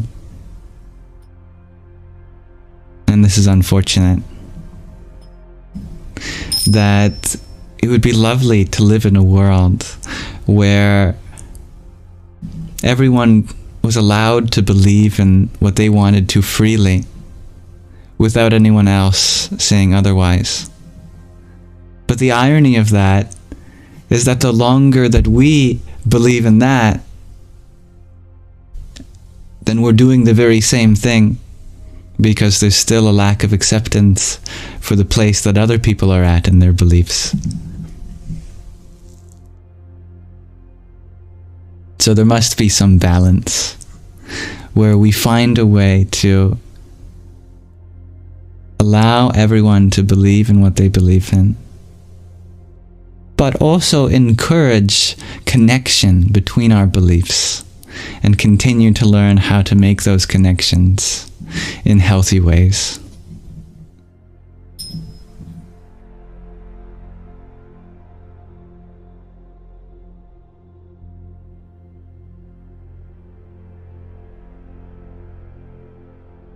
And thank you, dear Loopy Lane, for your trio of friendship necklaces.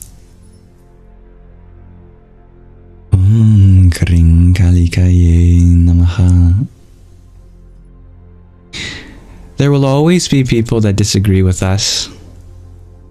This is life. It's a part of life. And we like life. We don't want to not be a part of this life. But being part of this life means that there's always going to be a challenge. A challenge in the form of someone disagreeing with us. A challenge in the form of a health or mental health complication. A challenge in the form of the next movement that our civilization has to go through.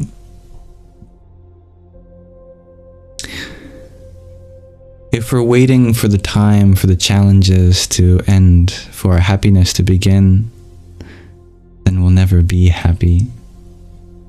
Because happiness is not found when the problems subside, but when the solutions begin. And you cannot have solutions without problems. We, as problem solvers, are destined to face challenges. May we discover our happiness not in the end of our problems, but in the beginning of our solutions.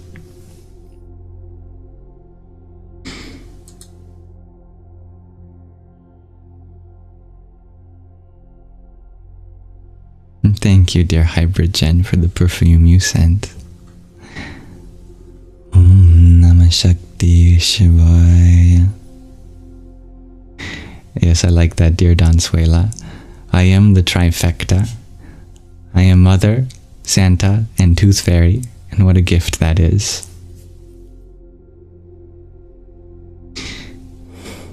I'm happy to hear that you found an answer, dear Salt Slug Production.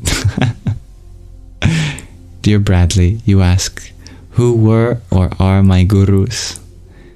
Everyone is my guru. From my parents, to my cats, to my friends, to my school teachers.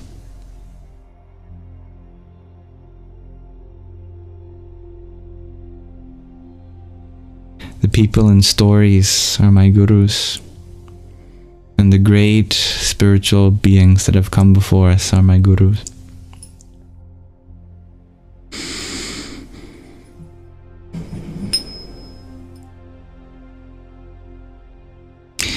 You don't wait until you find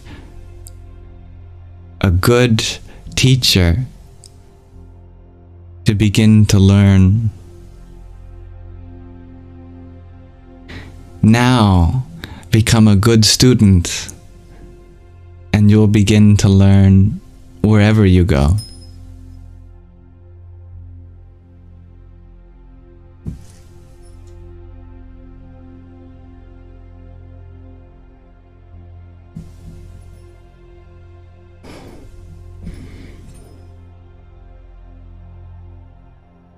Thank you, Starlight Wow, for your flowers. Om Kham Jahnavayai Namaha. That's the osmosis of life. I like that, Luffy Lane. Right? Osmosis. What a great analogy. For those that don't know, osmosis is the flow of a lower concentration of something from a higher concentration of something. You have two tanks of water separated by a dam.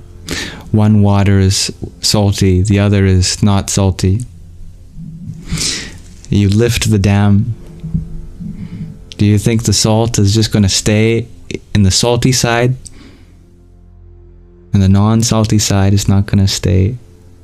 It's not going to become salty. No, of course. It's going to become all mixed. And the higher concentration of salt is going to merge into the lower concentration. Energy flows from high to low. That's why you always see waterfalls, but never water jumps.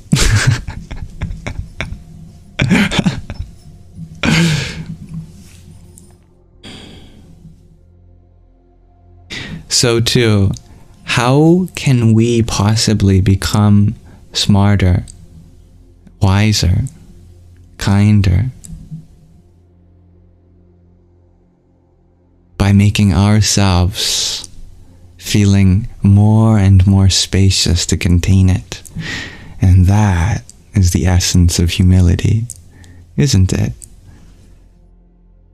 Humility doesn't mean that you think less of yourself because you don't deserve to feel good or anything like that. Humility means that we hollow ourselves out and become open to learning wherever we go. Then it just flows in osmosis.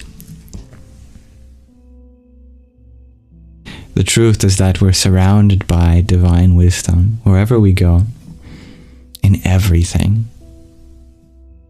The problem is we think we know enough, and then we suffer the consequences And it's a catch-22. Because we think to be happy means to have enough. And to have enough means to be happy. But if we feel like we are enough in our virtues, then we'll never grow.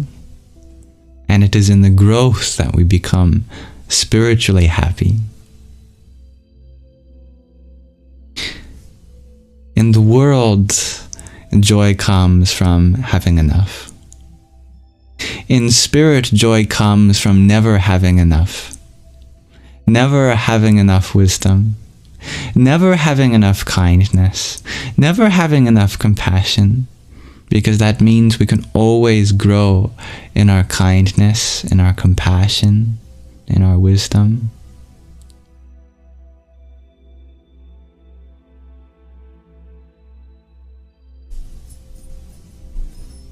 As long as we keep looking up, something more we have to achieve.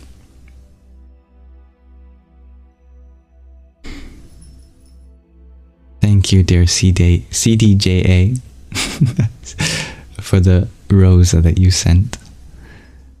Om Shrim Mahalakshmyai Namaha.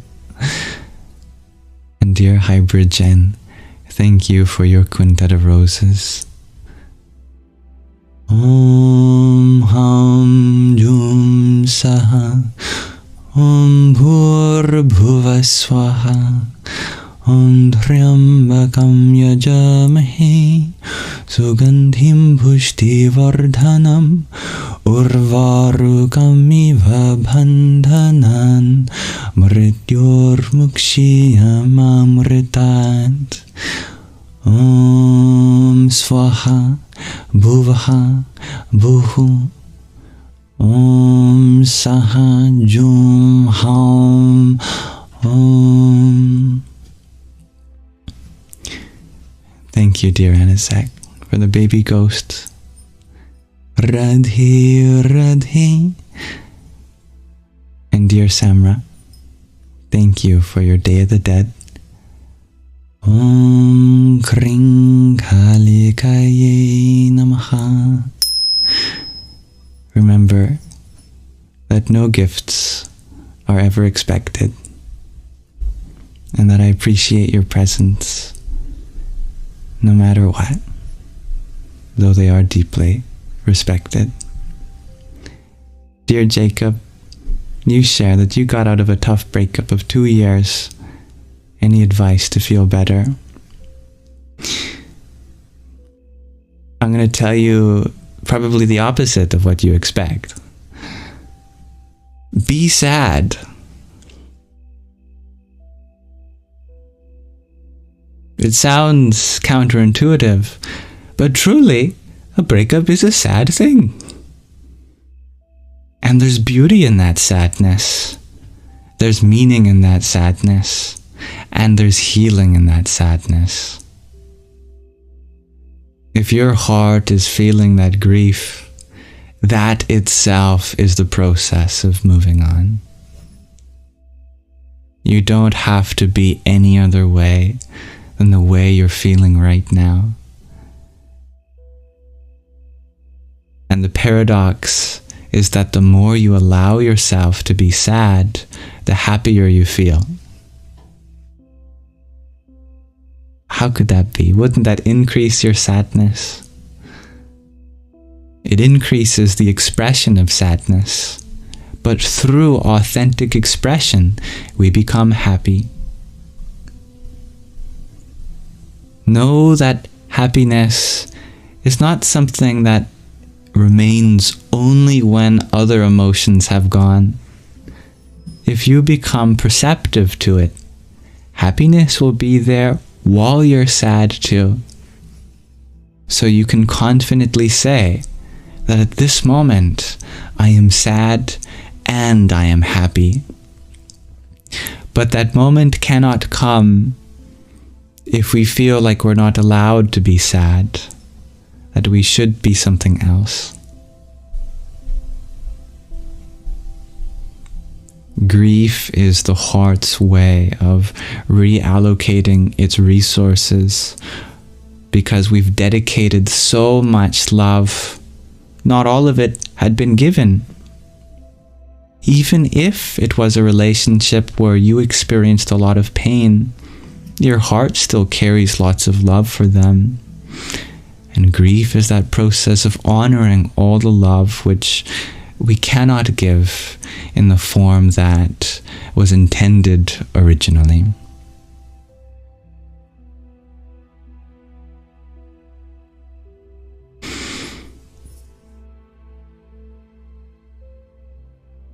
So if you need to cry, cry. If you need to go for a drive and scream, scream. If you need to lie on the ground and just let your heart weep, then weep. And if you need to write a song, write a song. Paint a picture, talk to a friend. Whatever you need to do, be free to do so. And thank you, dear Benjamin, for your heart, me too. Om Bharam Bhairvaya Namo Namaha. And I love the connection that's being made in the community members here. I'm so happy to see the genuine care for each other. Dear Lala Michelle, you ask, but what if you think you're allergic to tears? You share that you look crazy after you cry. Well, imagine how crazy you'll look if you never express yourself. What's crazier? Genuinely expressing how you're feeling or not?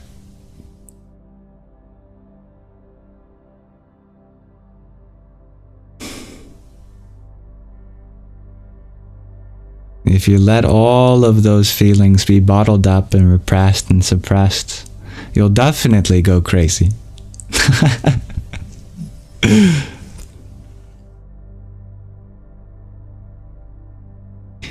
Dear Jerry and Noodle, you sharing that you lost someone you love very much. It's been very hard to stay positive and you've been crying too much.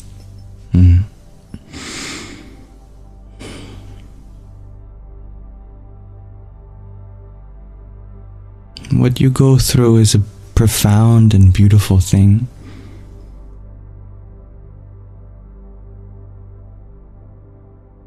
The fact that you had the blessing of loving someone so much is a wonderful thing. The grief itself is heavy,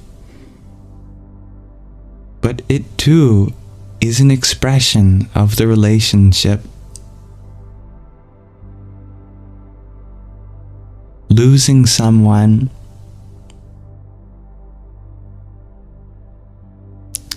is not actually a loss of them, but a temporary loss of one's ability to find and communicate with them. It's as if you go to your best friend's house after years to find that they've moved away. They're still there, somewhere in the world. What you've lost is your ability to find them. If they left without telling you where they were headed, or if they told us in other ways and we forgot, then what we're really grieving is just a change in residence from their physical body to your heart. Because it is true that when we say that when someone has died, they have left their body, that their body is still here, but they are no longer. So where are they, if energy can neither be created nor destroyed? Where has what you felt as them gone? In this moment, it may feel like nowhere. But we have to keep looking, for they're playing hide and seek. Actually, they have told us, in all of the ways they said, I love you. Secretly, that is the installment of rent payments for them to finally move into your heart.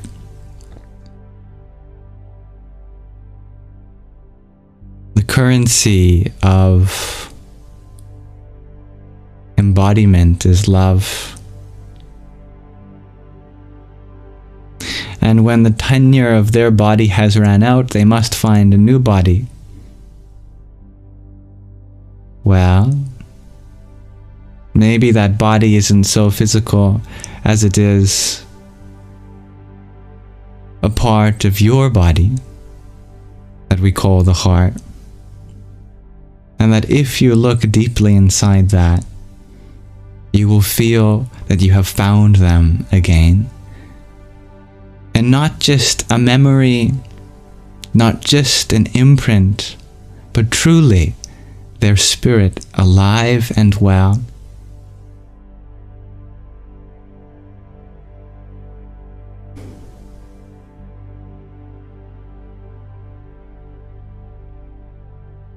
In the same way that a river returns to its ocean, and upon merging with the ocean, we cannot identify the river anymore. All the water of that river is still there. It is just merged with and now is as the ocean. Its identity has merely become dispersed. But if you are sensitive enough, with the right instrument,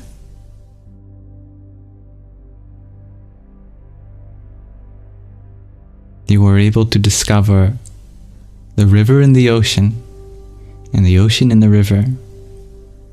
And so too, the river of life that this person embodied, it has finally reached its shore, crossing that threshold, dispersing into the ocean of life around it. They have become one with you and all those whom they connected with.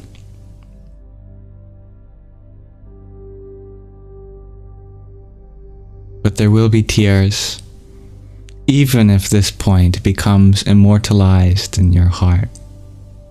Because grief is not a problem. It is a process, and a very necessary one, to reorganize all of the mailing systems we use to previously deliver to the address of their body. We have to go back and fill out the forms of changing where the mail is going to be sent to. Now we have to figure out exactly who will deliver mail to this person. Now that they're no longer living in their body, I can't use my physical words. I can't use my physical body to get me to them. I have to find a different system of delivery to deliver my love. So grief is just, the process of filling out all of those forms. So much paperwork whenever you change addresses, right? If it wasn't hard enough to consider the fact that your time in this place is coming to an end, now you have to fill out how many pages? Oh my goodness. Contact your bank, contact the government. So much work has to be done in order to solidify the changing of an address. Grief is just doing that work, putting in the effort to fill out the paperwork of the contracts of our hearts that said, I will love you forever. We just have to figure out a different way to love now. Amen. Thank you for your nonet of roses.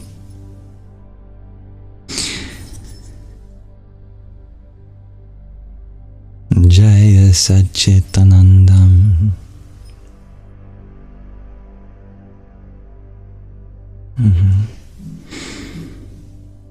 That is a process indeed, dear Attica. Sounds like you are determined.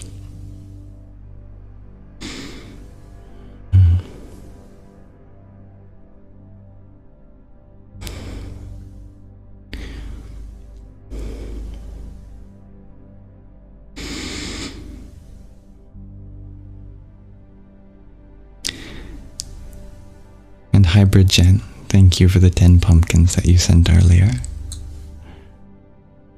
Om Namah Shivaya. Thank you for being receptive to it, dear Jerry and Noodle. Lots of love is headed your way. It is just a matter of being receptive to it. Thank you, Dawson, for your donut too. Om Kamalir Maha Kalikaye Namaha. Thank you for being a part of it, dear Tamia.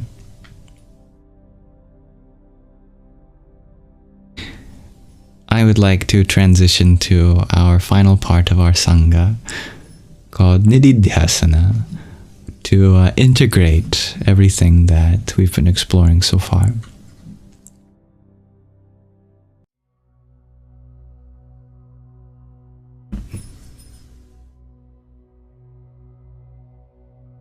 All right, we've arrived in the final third of Sangha, called Nididhyāsana. We've gone through a lot of subjects today. Or you could say just one, but expressed in many ways. We've had a wonderful show and tell of some music submitted by Maitreya, a chapter from our book Hollywood to the Himalayas on motherhood even while a monk, a nun. We've gone through many, many different topics in our Q&A, also on motherhood. I'd like to end our live with a very fun meditation.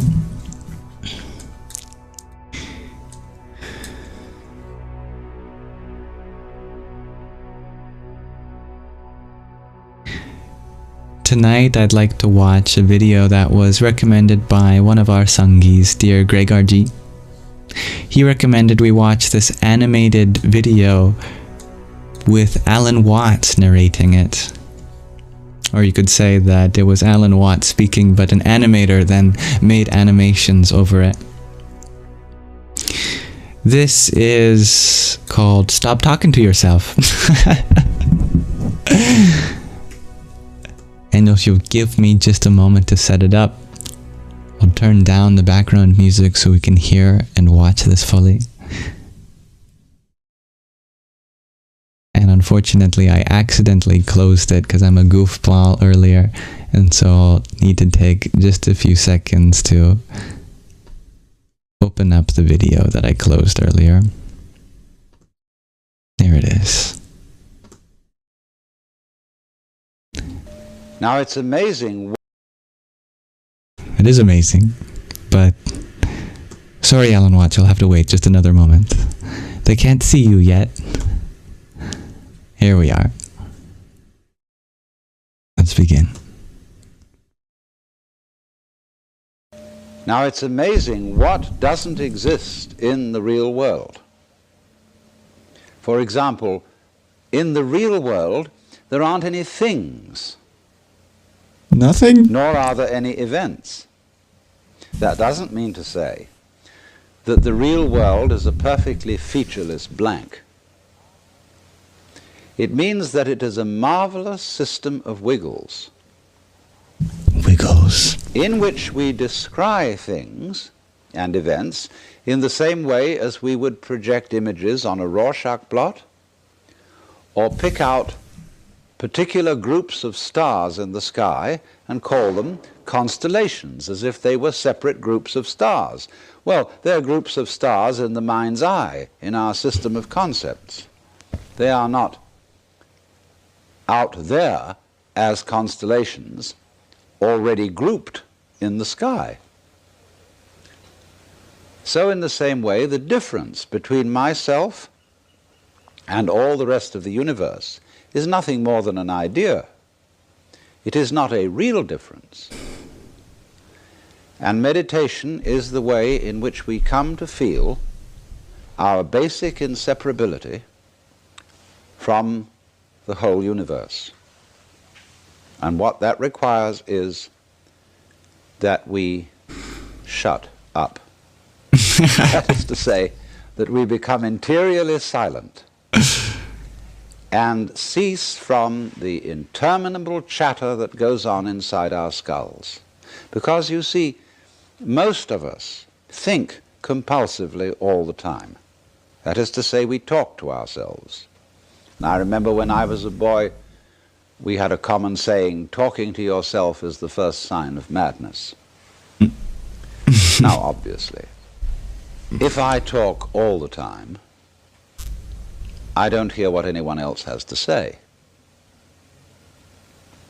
And so in exactly the same way, if I think all the time, that is to say, if I talk to myself all the time, I don't have anything to think about except thoughts. And therefore I'm living entirely in the world of symbols, and I'm never in relationship with reality. All right, now that's the first basic reason for meditation. But there is another sense, and this is going to be a little bit more difficult to understand, why we could say that meditation doesn't have a reason or doesn't have a purpose. And in this respect, it's unlike almost all other things that we do, except perhaps making music and dancing. Because when we make music, we don't do it in order to reach a certain point, such as the end of the composition. If that were the purpose of music, to get to the end of the piece, then obviously the fastest players would be the best. And so likewise, when we are dancing, we are not aiming to arrive at a particular place on the floor, as we would be if we were taking a journey. When we dance, the journey itself is the point. When we play music, the playing itself is the point. And exactly the same thing is true in meditation. Meditation is the discovery that the point of life is always arrived at in the immediate moment. And therefore, if you meditate for an ulterior motive, that is to say, to improve your mind, to improve your character, to be more efficient in life, you've got your eye on the future and you are not meditating. Because the future is a concept. It doesn't exist. As the proverb says, tomorrow never comes. There is no such thing as tomorrow. There never will be, because time is always now.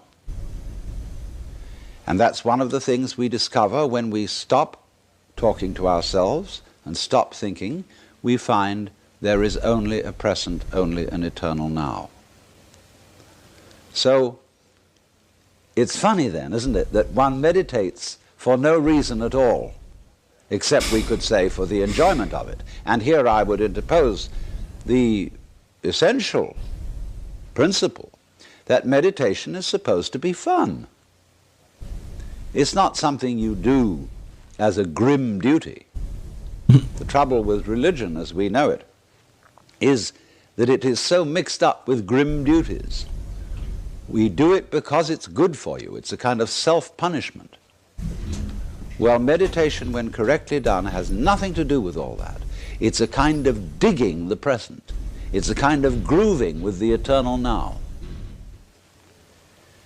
And brings us into a state of peace where we can understand that the point of life, the place where it's at, is simply here and now. The easiest way to get into the meditative state is to begin by listening. If you simply close your eyes and allow yourself to hear all the sounds that are going on around you, just listen to the general hum and buzz of the world as if you were listening to music. Don't try to identify the sounds you're hearing. Don't put names on them. Simply allow them to play with your eardrums. And let them go. In other words, you could put it, let your ears hear whatever they want to hear. Don't judge the sounds. There are no, as it were, proper sounds or improper sounds, and it doesn't matter if somebody coughs or sneezes or drops something. It's all just sound. And if I am talking to you right now and you're doing this, I want you to listen to the sound of my voice just as if it were noise. Don't try to make any sense out of what I'm saying, because your brain will take care of that automatically. You don't have to try to understand anything. Just listen to the sound. As you pursue that experiment, you will very naturally find that you can't help naming sounds, identifying them, that you will go on thinking, that is to say, talking to yourself inside your head automatically. But it's important that you don't try to repress those thoughts by forcing them out of your mind, because that will have precisely the same effect as if you were trying to smooth rough water with a flat iron. You're just going to disturb it all the more. What you do is this. As you hear sounds coming up in your head, thoughts, you simply listen to them as part of the general noise going on, just as you would be listening to the sound of my voice, or just as you would be listening to cars going by or to birds chattering outside the window. So look at your own thoughts as just noises. And soon you will find that the so-called outside world and the so-called inside world come together. They are a happening. Your thoughts are a happening, just like the sounds going on outside. And everything is simply a happening, and all you're doing is watching it. Now, in this process, another thing that is happening that is very important is that you're breathing. And as you start meditation, you allow your breath to run just as it wills. In other words, don't do at first any breathing exercise, but just watch your breath breathing the way it wants to breathe. And notice a curious thing about this. You say in the ordinary way, I breathe, because you feel that breathing is something that you are doing voluntarily, just in the same way as you might be walking or talking. But you will also notice that when you are not thinking about breathing, your breathing goes on just the same. So the curious thing about breath is that it can be looked at both as a voluntary and an involuntary action. You can feel on the one hand, I am doing it, and on the other hand, it is happening to me. And that is why breathing is a most important part of meditation, because it is going to show you, as you become aware of your breath, that the hard and fast division that we make between what we do on the one hand and what happens to us on the other is arbitrary. So that as you watch your breathing, you will become aware that both the voluntary and the involuntary aspects of your experience are all one happening. Now that may at first seem a little scary, because you may think, well, am I just the puppet of a happening, the mere passive witness of something that's going on completely beyond my control? Or on the other hand, am I really doing everything that's going along? Well, if I were, I should be God. And that would be very embarrassing, because I would be in charge of everything. That would be a terribly responsible position. The truth of the matter, as you will see it, is that both things are true. You can see it that everything is happening to you, and on the other hand, you're doing everything. For example, it's your eyes that are turning the sun into light. It's the nerve ends in your skin that are turning electric vibrations in the air into heat and temperature. It's your eardrums that are turning vibrations in the air into sound, and in that way you are creating the world. But when we are not talking about it, when we are not philosophizing about it, then there is just this happening, this, and we won't give it a name. So then, let me connect this with the problem of birth and death, which puzzles people enormously, of course. Because in order to understand what the self is, you have to remember that it doesn't need to remember anything. Just like you don't need to know how you work your thyroid gland. So then, when you die, you're not going to have to put up with everlasting non-existence, because that's not an experience. A lot of people are afraid that when they die, they're going to be locked up in a dark room forever and sort of undergo that. But one of the most interesting things in the world, this is a yoga, this is a way of realization. Try and imagine what it will be like to go to sleep and never wake up. Think about that. Children think about it. It's one of the great wonders of life. What will it be like to go to sleep and never wake up?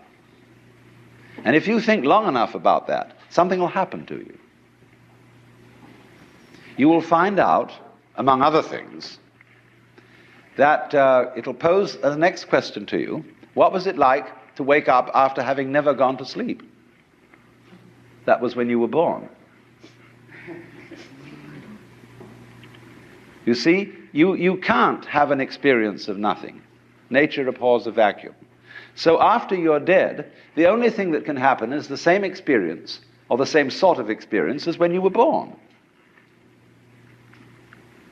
In other words, we all know very well that after people die, other people are born. And they're all you. Only you can only experience it one at a time. Everybody is I. You all know you are you. And wheresoever beings exist throughout all galaxies, it doesn't make any difference. You are all of them. And when they come into being, that's you coming into being. You know that very well. Only you don't have to remember the past. In the same way, you don't have to think about how you work your thyroid gland or whatever else it is in your organism. You don't have to know how to shine the sun. You just do it. Like you breathe. Isn't it? Doesn't it really astonish you that you are this fantastically complex thing? And that you're doing all of this and you never had any education in how to do it? You never learned, but you're this miracle? Well, the point is that from a strictly physical, scientific standpoint, this organism is a continuous energy with everything else that's going on. And if I am my foot, I am the sun.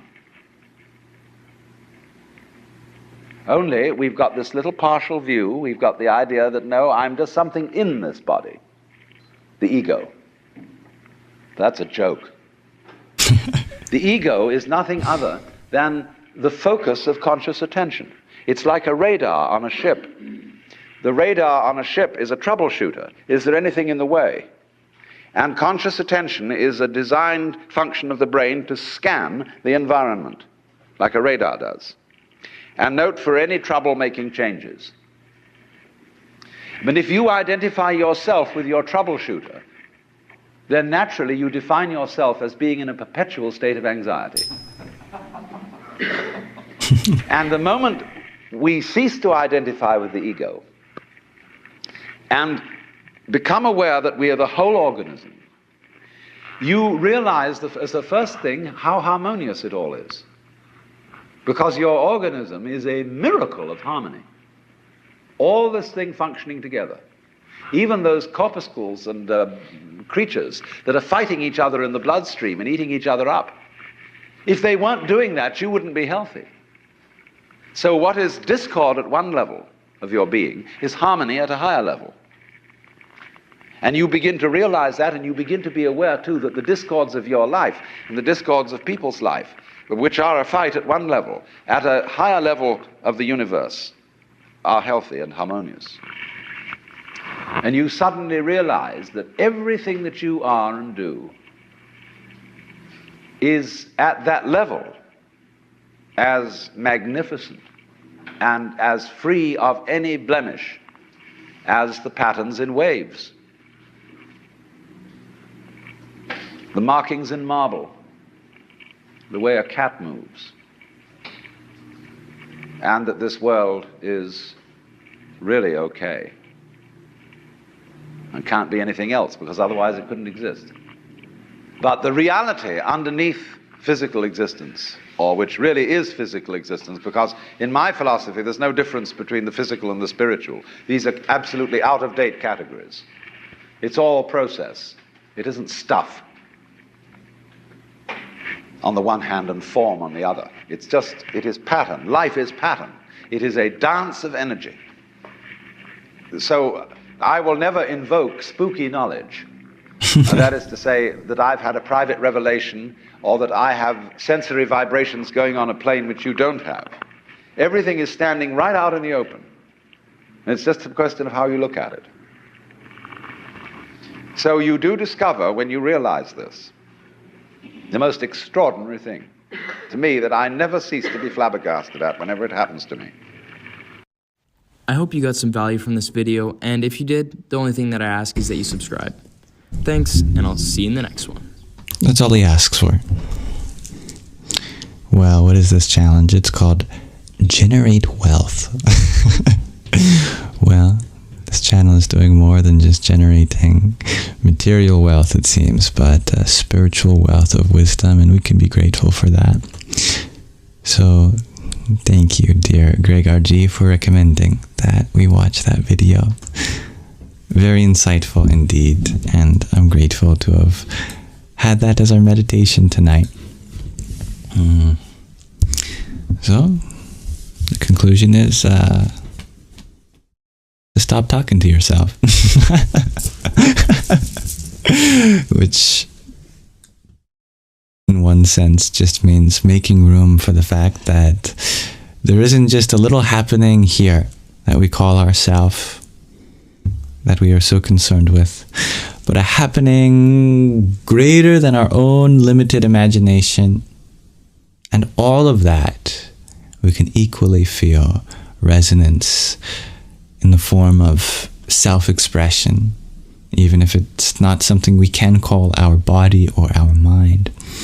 But is equally part of the happening. So thank you for listening. May that be our meditation. And now we wrap up today's Sangha. So thank you all for joining. I'm very honored to be able to have this opportunity, as always, to have the space.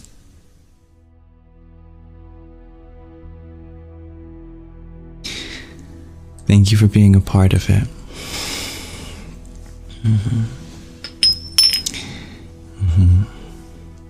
And thank you, dear Michael, for the rose and heart me you sent while we were watching.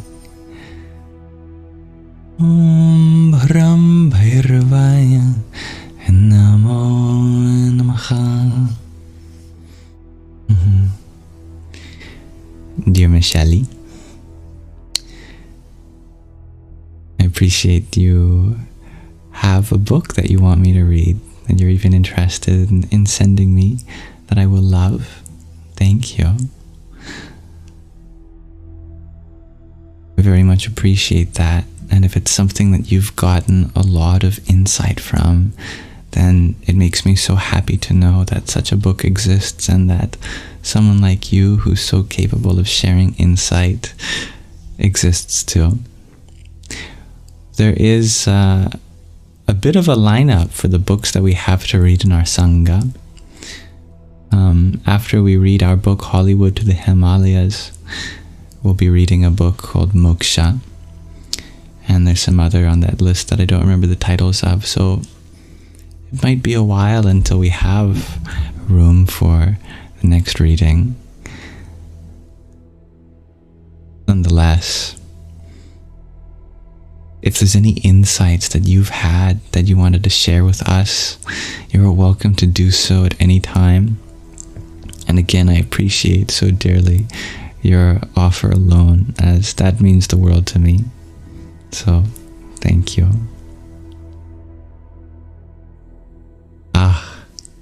Dear Marcel, it has been quite a while. Thank you for your ice cream cone. No cloud bread to send. That's quite all right. Radhe, Radhe. Thanks for the free tickets to join Sangha today. That's a great perspective. Yes, always free.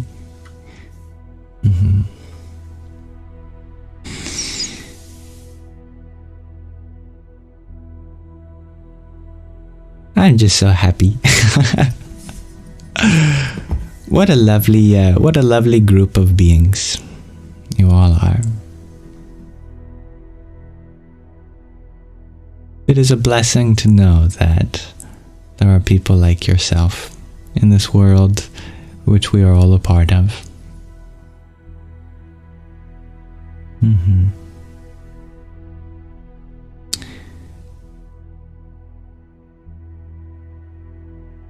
Now, if there's any part of this live stream that you feel like you could benefit from watching again, or if you didn't get the beginning, or there's other live streams that you wanted to attend but couldn't, I always upload them to my YouTube channels. This one's going on Yamsox Lives, as is most of my live streams.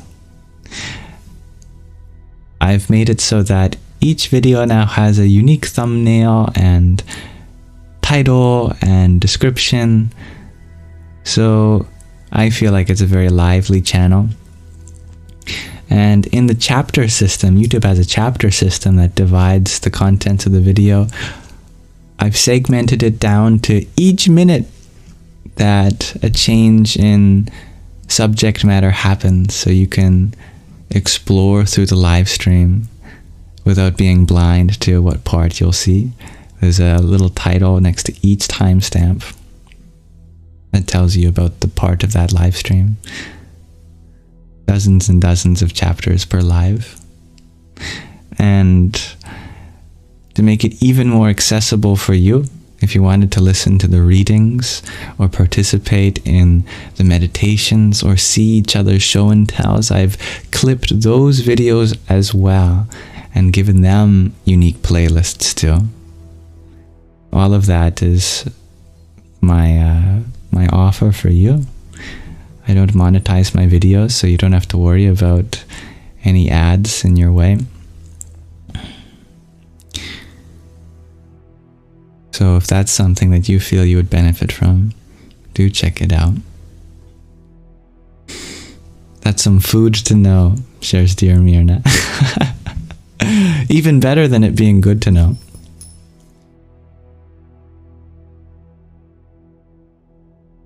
May this live stream be an offering to that divinity within you. Om Asatoma Sadgamaya Tamasoma Jyotirgamaya Mrityorma Amritangamaya Om Shanti Shanti Shanti Harihi Om Tat Sat. Lead us from the unreal to the real, from darkness to light, from death to deathlessness. May there be peace in our environment, peace within ourselves, and peace in the forces that compel us.